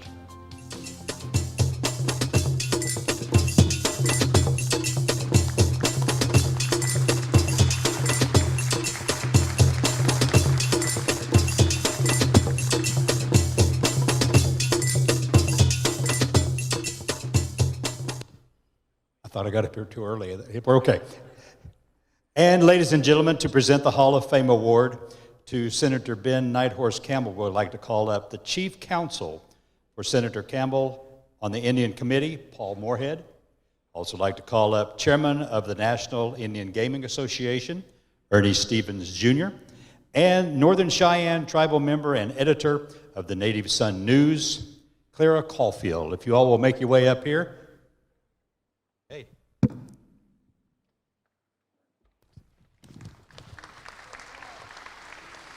Good evening. Good evening. What a terrific movie that is, that really portrayed Senator Ben's professional life. Other speakers will talk about his private life. I'm going to talk a little bit about some of the accomplishments that Ben had when he was in the Congress, starting in 1983.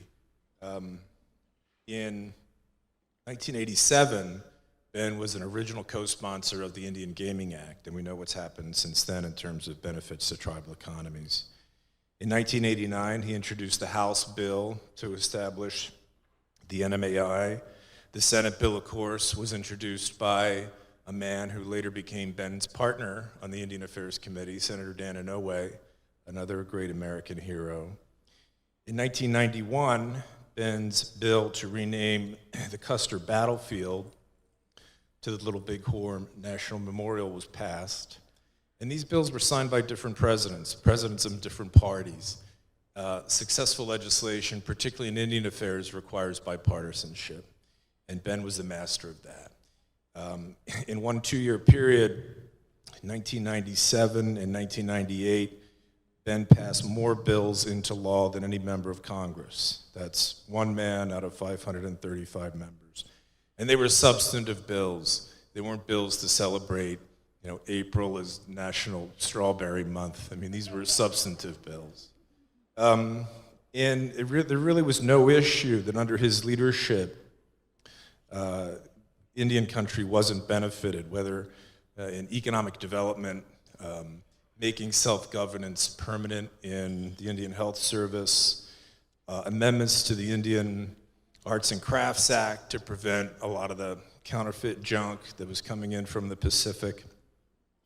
The film mentioned the massive Animas La Plata water settlement benefiting Southern Ute. And we have, as Tim mentioned, Councilmember Linda Baker from the tribe with us tonight. And also the Sand Creek Massacre National Historic Site, one that I think, along with the NMAI, probably in Ben's mind, is the most important. We were lucky on the committee to have not just Senator Inouye, but other men like John McCain and other veterans. And in my mind, having those men and having veterans was very important because they have perspective. And Ben had perspective, if nothing else, what was important and what wasn't important. And I think a lot of what we're seeing these days in Washington, sadly, is because we lack veterans that are in service in Congress. So I want to thank Ben for allowing me to serve him for those years and to be a small part of what he worked on for tribes and Indian country generally. Thank you.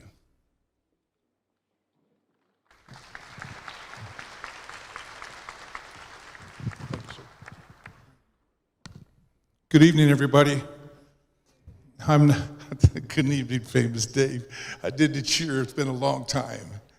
So I want to say just what an honor. And I'm going to read my statement. I apologize. But I'm a protege of the senator, and he's probably going to wring my neck for reading this, but it's the only thing that'll keep me in the timeline. So it's the greatest honor of my life is being here tonight to present my own father, Ernie Stevens Sr, for induction into this body.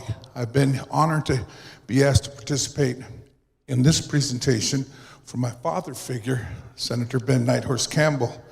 My friend Paul Moorhead apprised you of Senator's many political and legislative accomplishments on behalf of Indian country as a congressman and a United States senator.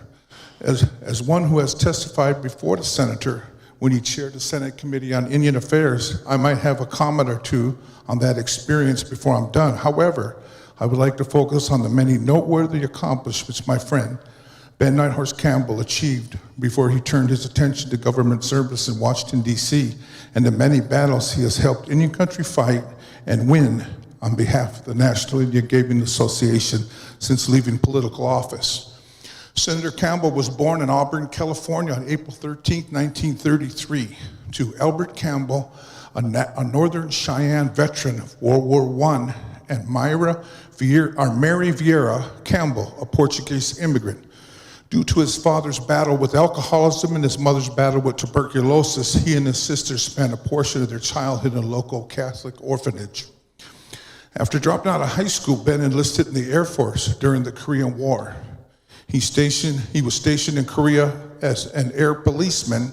He is a very proud of his military service and has always supported our men and women on active duty as well as our veterans. Ben felt that his military service gave him direction and discipline as a young man.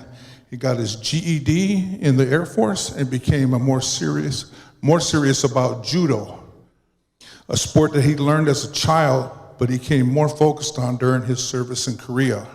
Ben also got his GED in the Air Force and used his GI Bill to enroll in college after service. In college at San Jose State, he earned his bachelor's degree in fine arts and was a national champion, an All-American on the judo mats. College took his judo training to the next level, enrolling as a special research student at Meiji University in Japan to train with the best in judoka. This led Ben to 3 U.S. championships, a gold medal at the Pan Am Games, and being named captain of the 1964 Olympic judo team in Tokyo, Japan. Captain of the Olympic team. Wow, that's amazing. After returning from the Olympic Games, Ben worked as a deputy sheriff, coached judo, counseled Native American inmates in Folsom Prison, and during that time, he married Linda, his lovely wife of 55 years, who is here with us today. Please wave at us, Linda Campbell, she's right there.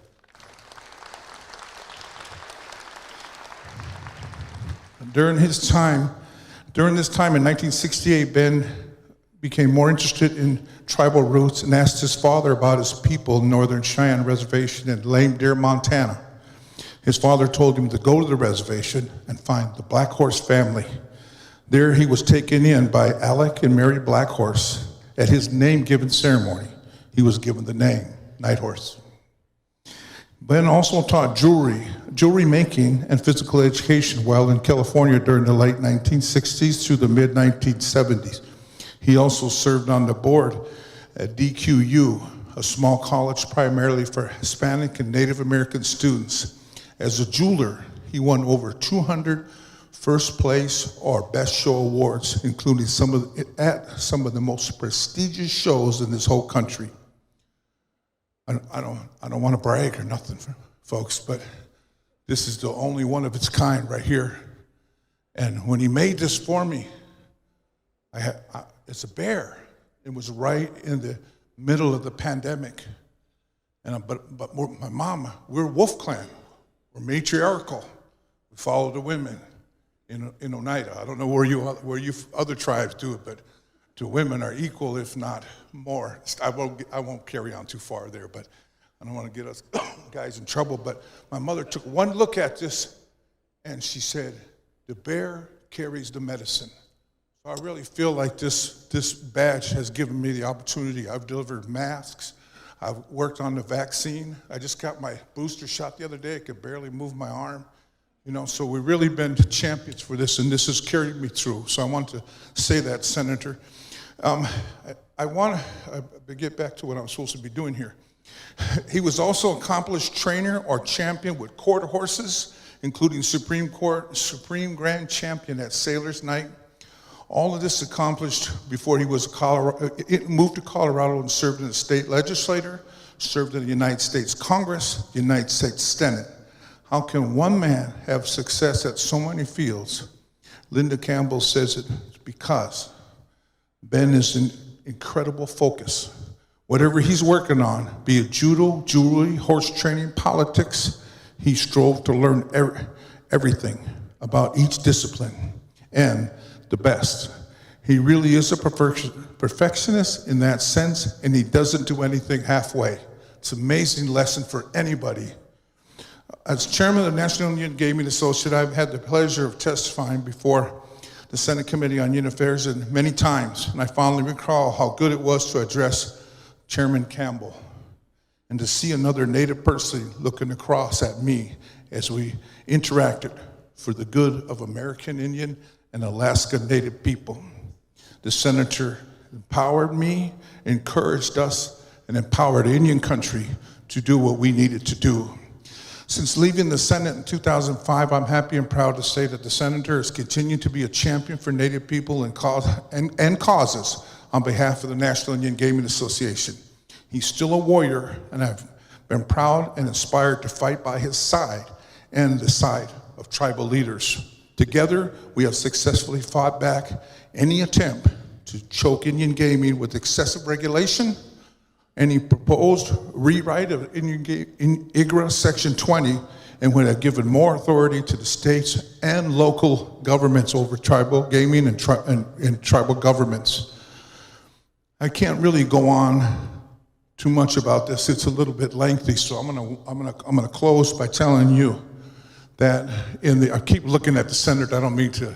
Now, what happened to the Res Dogs guy?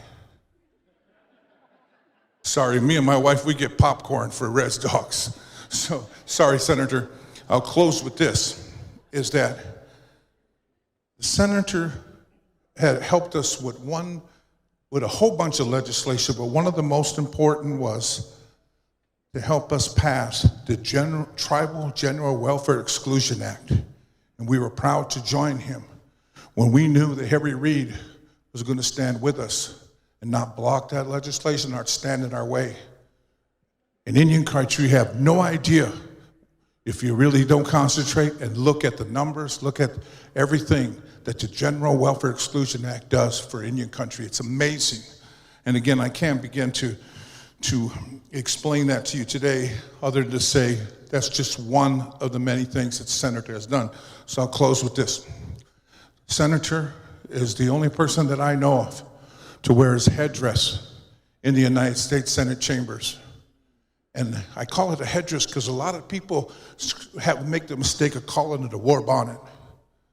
And I don't think you've ever seen any of these chiefs wearing that headdress to war. We might strategize about war, we might deal with war, but mostly we deal with life and ceremony and making Indian country better and stronger. And so I close with that the United States Senator Ben Nighthorse Campbell is a modern day icon. He's a superman, and he's one of the most tremendous leaders I've ever known in my life. Senator Ben Nighthorse Campbell.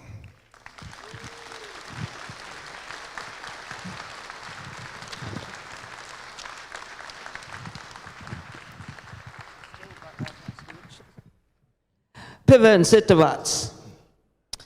Hevesa na hishtisira. Natsista. Tista. I just wanted to speak a little bit of my language to let you know that the Northern Cheyennes are still around, like our Southern cousins. Did you understand me? Ha ha. Anyway, and that we're still here and we still talk our talk. So what I said is good afternoon, good evening. My Cheyenne name is Teeth Woman. I am a Cheyenne. That one standing over there, Sitta, Tista. So since Ernie stole about half of my speech, I'm just going to confine my remarks to a Northern Cheyenne perspective. And as you know, the Northerns and the Southern, we're one people, but we've been living apart for a long time. It's too hot down here for us guys. And what we were always advised by our prophet, sweet medicine, avoid the Viha, it's white people, spider people, avoid them. We did that for a long, long time. But due to the great conflicts between our peoples, we allied with the Sioux. They called us the wildest of the wild Indians. We could still be a little wild once in a while, I'll tell you what. At any rate, we went up north, and we avoided those white people until we just had to stand up to them, and then, unfortunately, pretty soon there wasn't any place left to go. And after the Battle of the Little Bighorn, things went down pretty dang fast, I'll tell you what. And eventually we had to surrender, and we got carted down here to Oklahoma. It was just too dang hot for us down here. Plus the government didn't give enough groceries for both our tribes. And so the Cheyennes, they started dropping like flies. And they started talking about going home, because that's where our hearts are, up north. And they were talking about that, and there was 3 of the strongest Cheyenne warriors. Little Wolf, our chief, he said, go try to make a trail. Look, check it out. See how we can get back there, because by then we were back to walking again. They'd killed most of our horses, and we were on foot. And so one of those warriors was named Black Horse. He was a strong one, strong-hearted. And they took off. Boy, that made that agent at Darlington plumb mad. So he told Little Wolf, he said, you get those guys back. He said, if you don't get them back, we're going to take 10 of your other warriors, we're going to drag them down to Fort Marion in Florida and keep them hostage. Little Wolf said, this is a big country. He said, you ain't going to find them. I won't even be able to find them. And he said, so that's when the Cheyennes decided they had to go, because they weren't going to give up 10 more men. Hell, we hardly have any left by then. So that's when the Cheyennes left Oklahoma and made a long, heroic trip back to Montana, which is our home today. There's a very long story, and you can read books and watch movies about it and the whole thing, but they made it. At one time, anthropologists estimate we were 10,000 strong. You know how many made it back to Montana? 339. There were other Cheyennes living in different areas. Some sought refuge with our old allies, the Sioux. We just got scattered everywhere trying to survive. But Black Horse made it back. But he had got shot. They had a conflict with the settler, and he got shot in the leg. And it never was right, so he lost that leg. And somehow, that leg bone, I don't know how, but it wound up in a museum. So at any rate, when they had all the Cheyennes captured and gathered up on the Northern Cheyenne Reservation, as they did with other tribes, they made an original roll. And at that time, they tried to translate the Cheyenne names into English, which is sometimes kind of difficult. And they had interpreters, and the interpreters had an imperfect grasp of both English and Cheyenne, but they did the best they could. So we wound up with some kind of crazy names. But anyway, that name, there's a word in our language. I'll ask my elder here. Makad. It can mean three things, depending on the context, how you use it. It can mean black, like coffee is McGad, McDahop, black soup. Or it can mean dark. Or it can mean night, depending on the way that you use it. From time to time, some people have questioned this name, Nighthorse. That is a real Cheyenne name. It doesn't matter what the rest of the world thinks. It only matters what we think. So I want to make that point, and then I'll just kind of jump up a little bit. Well, anyway, Black Horse got the name Reuben. He had a son named Reuben Jr., and then that guy had a son named Albert, as Ernie just told you. And he went in the service, and then like a lot of our veterans do, he got lost to us.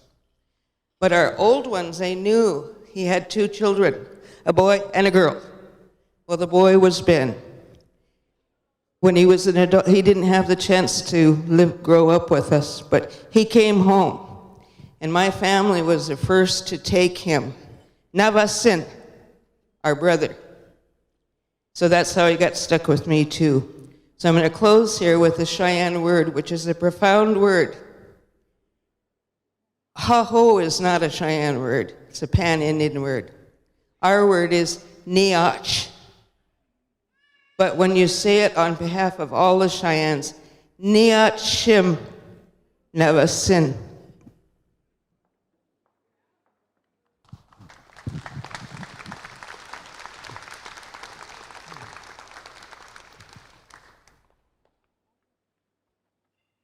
I present to you Senator Ben Nighthorse Campbell. Thanks, Ernie. I know there's more people to come up here, so I certainly don't want to dominate the microphone for a long time. I wrote a bunch of notes that I was going to visit with you about, but I'm going to skip most of those and tell you, just add on a little bit to that story that Clara gave. When I first started going home, I didn't know where to go. So I asked my dad, who should I find when I get to the Northern Cheyenne Reservation? He said, find the Black Horse family. So I went up to the realty office at the Bureau, and they directed me to their Black Horse cabin, and I got lost on the res. So I was wandering around, and I saw a cabin with a door open, and a couple of ladies were in the kitchen. So I got out of the car, and I went in, and I said, is this where the Black Horse family lives? And he said, no, this is not. And I said, well, is there anybody knows where he is? And he said, well, the old man's doing beadwork in the back room, ask him. And it turned out to be a man named Grover Wolf Voice. So I went in the back room, and Grover was sitting on the bed doing some beadwork. And there was 3 little kids on the floor. I think they were all probably 2 years old or younger. 2 of them were very dark complected. One much lighter, had hazel eyes and kind of brown hair, obviously mixed blood. And so I told Grover who I was, and he looked at me kind of menacingly, and I thought, oh boy, I don't think this guy likes me. And so after I told him who I was and what I was doing there, he said to me in broken English, he said, you half white man? I said, yeah, I'm half white man. And he looked at those 3 little kids, the 2 little real dark-skinned kids, and the little light-complected one, and he pointed to him and he said, it's okay, him half white man too. And I guess he had a granddaughter that had a Anglo boyfriend, and so that's how Grover ended up with one that wasn't too bad. Well, the Cheyenne people kind of really took me in, and I had a lot of connections before then. Some of you know I was on the Olympic team with Billy Mills. That's why I've got a crutch. Billy, of course, he's world-renowned now. And just by chance, when we came back from Tokyo after the Olympics, we both went to Sacramento, California, and got active in the Indian community. I was counseling in Folsom Prison for Indian convicts, and Billy was active in the Indian community too. And so local school district asked me if I would teach a class on judo, because that's what my sport had been, to some PE teachers, new PE physical education teachers. I said I would, and so when they enrolled, boy, there was this really cute blonde enrolled in my class. She's been my wife now for 55 years. That's my wife, Linda, who's over here. I ran till she caught me. In any event, I'm glad Paul talked about some of the legislation we worked on, because we did some bills I thought were really important. One of them, though, that, and by the way, I forgot which Congress it was, we had more legislation signed into law than any senator's office or any House member's office, either one. One of the bills that I passed that was important to me, but is rarely noted, was what's called the POWMIA flag bill. It's the black flag with a profile of a prisoner of war.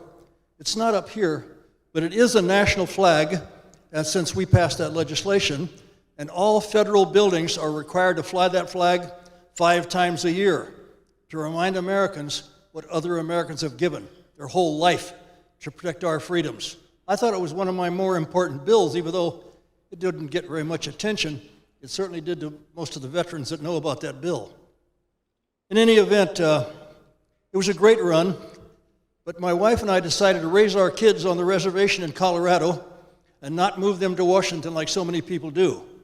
And so for all those years I was in office, 22 years, I was coming home, and sometimes I'd have to drive all night because the last plane left, or they quit flying because of the snow in Colorado.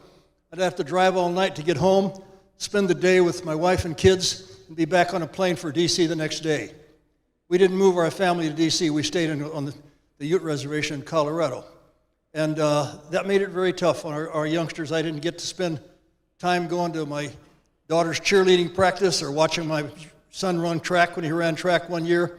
I didn't get to do that like a normal dad does.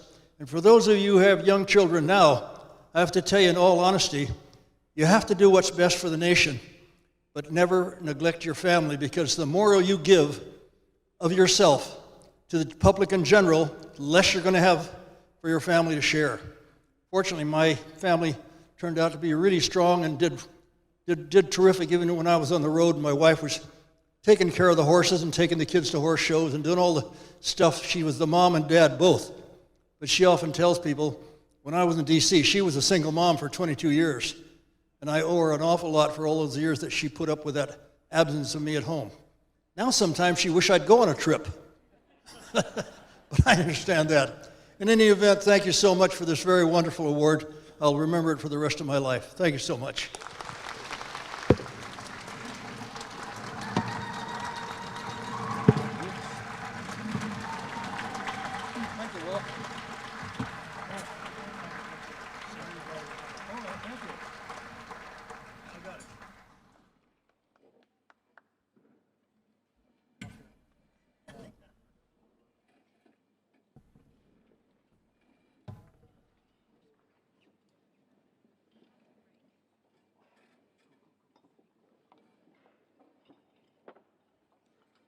Ladies and gentlemen, there's a couple of things that I've been asked to comment on, and one of them is the young men and the young women that were our waiters.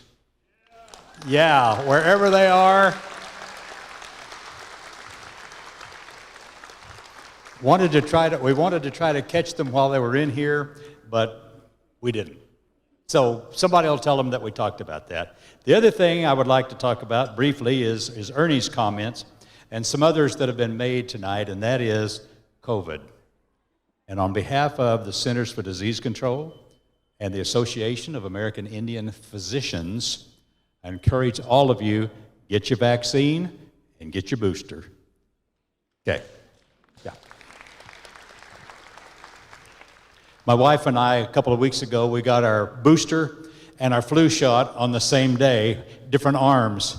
My advice is, don't do that.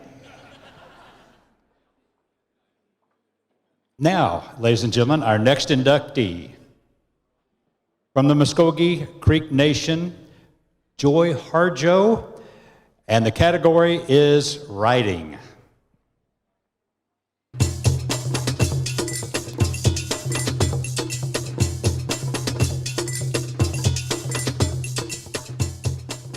So you grew up during the 50s and 60s, not really a time when women, and certainly not a time when Native Americans had role models in poetry as a life path.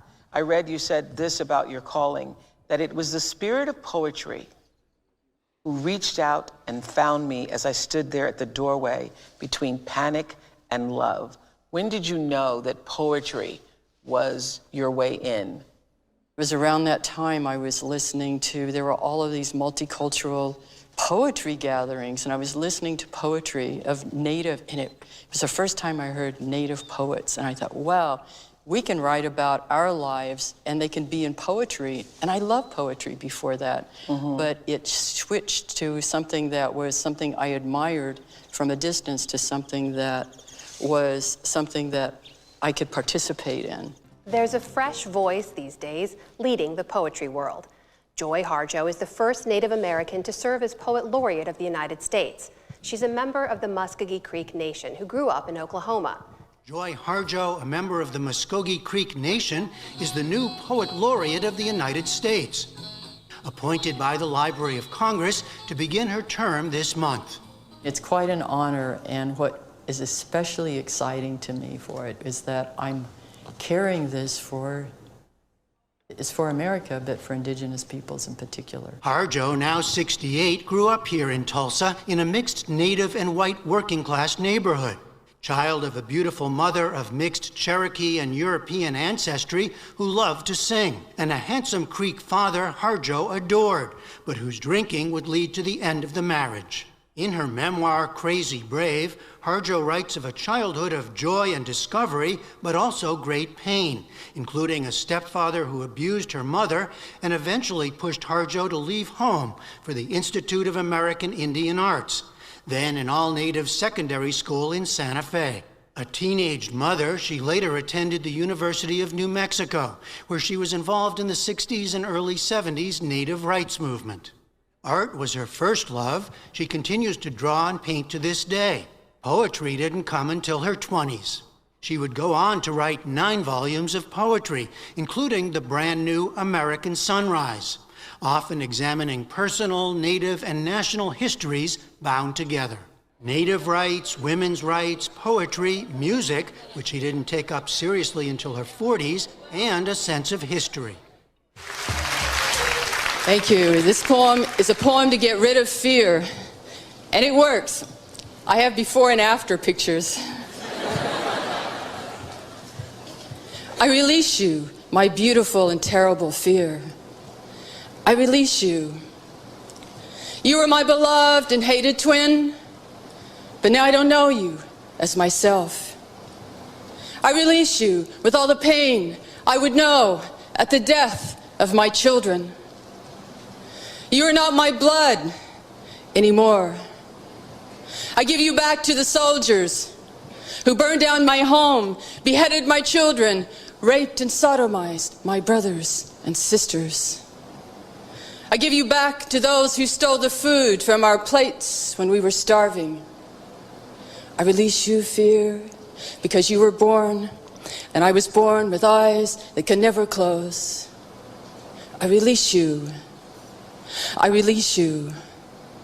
I release you. I release you. I am not afraid to be angry.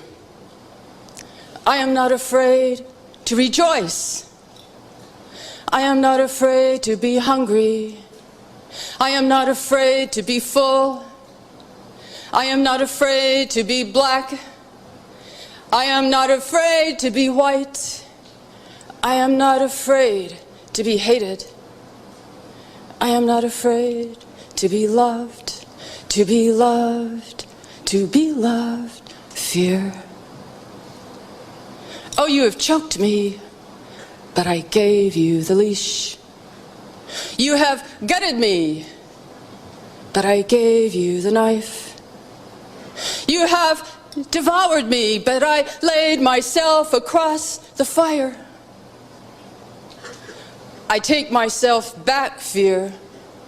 You are not my shadow any longer. I won't hold you in my hands. You can't live in my eyes, my ears, my voice, my belly, or in my heart. My heart, my heart, my heart, my heart, my heart, my heart, my heart. Come here, fear. I am alive. and you are so afraid of dying.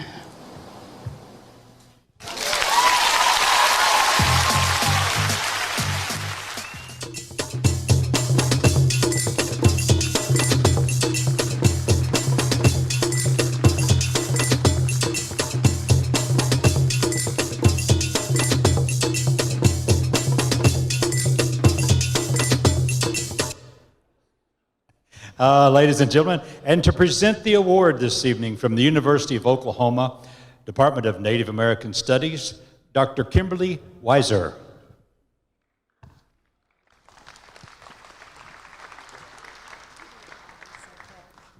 I told him I'd forgive him for doing it wrong. It's all right. I'm Weiser. I am greatly honored tonight to introduce Joy Harjo Sapulpa. Born in Tulsa and an enrolled citizen of the Muscogee Creek Nation, Joy Harjo, the 23rd U.S. Poet Laureate, is currently serving an unprecedented third term. A talented jazz musician as a saxophonist, she performs with Aerodynamics Band. Harjo is the author of 9 volumes of poetry. What Moon Drove Me to This, She Had Some Horses, Secrets from the Center of the World, In Mad Love and War, The Woman Who Fell from the Sky, A Map to the Next World, How We Became Human, Conflict Resolution for Holy Beings, and An American Sunrise. 2 chapbooks, The Last Song and Fishing, 2 memoirs, Crazy Brave, and the recently released Poet Warrior, and 2 children's books, The Good Luck Cat and For a Girl Becoming. With her husband, Owen Sapulpa, Harjo is a member of Hickory Ground. She also founded and directs a Tulsa nonprofit For Girls Becoming, named for the previously mentioned volume. Her awards include the Ruth Lilly Prize for Lifetime Achievement from the Poetry Foundation, the Academy of American Poets Wallace Stevens Award, the New Mexico Governor's Award for Excellence in the Arts, a Penn USA Literary Award, Lila Wallace Reader's Digest Fund Writers Award, the Poets and Writers Jackson Poetry Prize, a Rasmussen U.S. Artist Fellowship, 2 NEA Fellowships, and a Guggenheim Fellowship. She is a Chancellor of the American Academy of Poets, the recipient of a Tulsa Artist Fellowship, a member of the American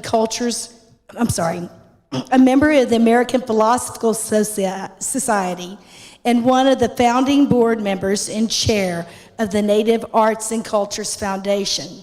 Harjo has been inducted into the American Academy of Arts and Letters, the National Native American Hall of Fame, the National Women's Hall of Fame. She's also a former board member of WordCraft Circle of Native Writers and Storytellers and won the 1995, that's just the 3rd one. So all of these famous Native authors that we've honored over the years, Joy, as young as she was awarded a Lifetime Achievement Award in 1995. If I had more time, I could go on and on as her accolades and accomplishments indeed exceed the space I have to describe them to you. If you don't hear the poem in the back of your head and get goosebumps when I say she had some horses, when I evoke her I Give You Back, the poem that she read on Def Jam Poetry that played just a little while ago in the video, or her Woman Hanging from the 13th Floor Window. If you haven't listened to her words over the years as the speaker from her poems transformed through a life journey from someone young, lost, oppressed, abused, and self-destructive, though always still in contact with the sacred, with a larger mythic sense of reality, to a spiritually mature elder here to share crucial guidance with us all in conflict resolution for holy beings. then you have some books to buy before you leave here tonight if that gift shop from the museum store is still open. Because you've been missing out on the song of one of the most epic singers of our time. She has shared with us a truly generous poetic legacy, and she continues to give through her work as poet laureate and through the nonprofits that she serves. The trajectory of Joy's work and the decolonial healing it both advocates for and engages in is for all, not just American Indians and other BIPOC peoples directly impacted by colonization, but also the descendants of colonizers. Her work suggests that healing must be both individual and collective. And I'm just honored to present to you Joy Harjo.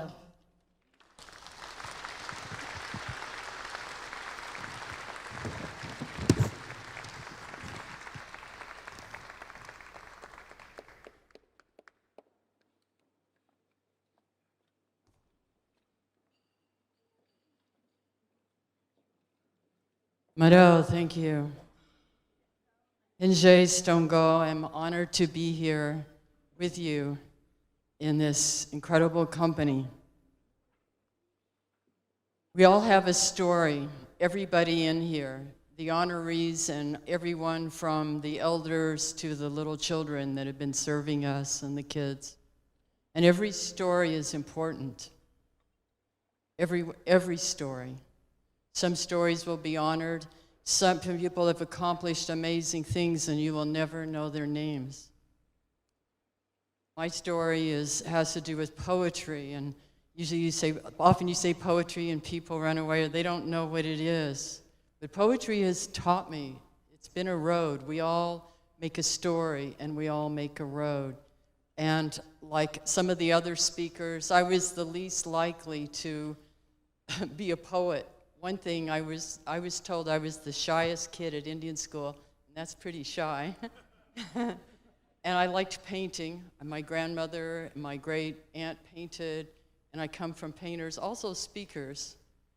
But to write poetry, to get up and speak,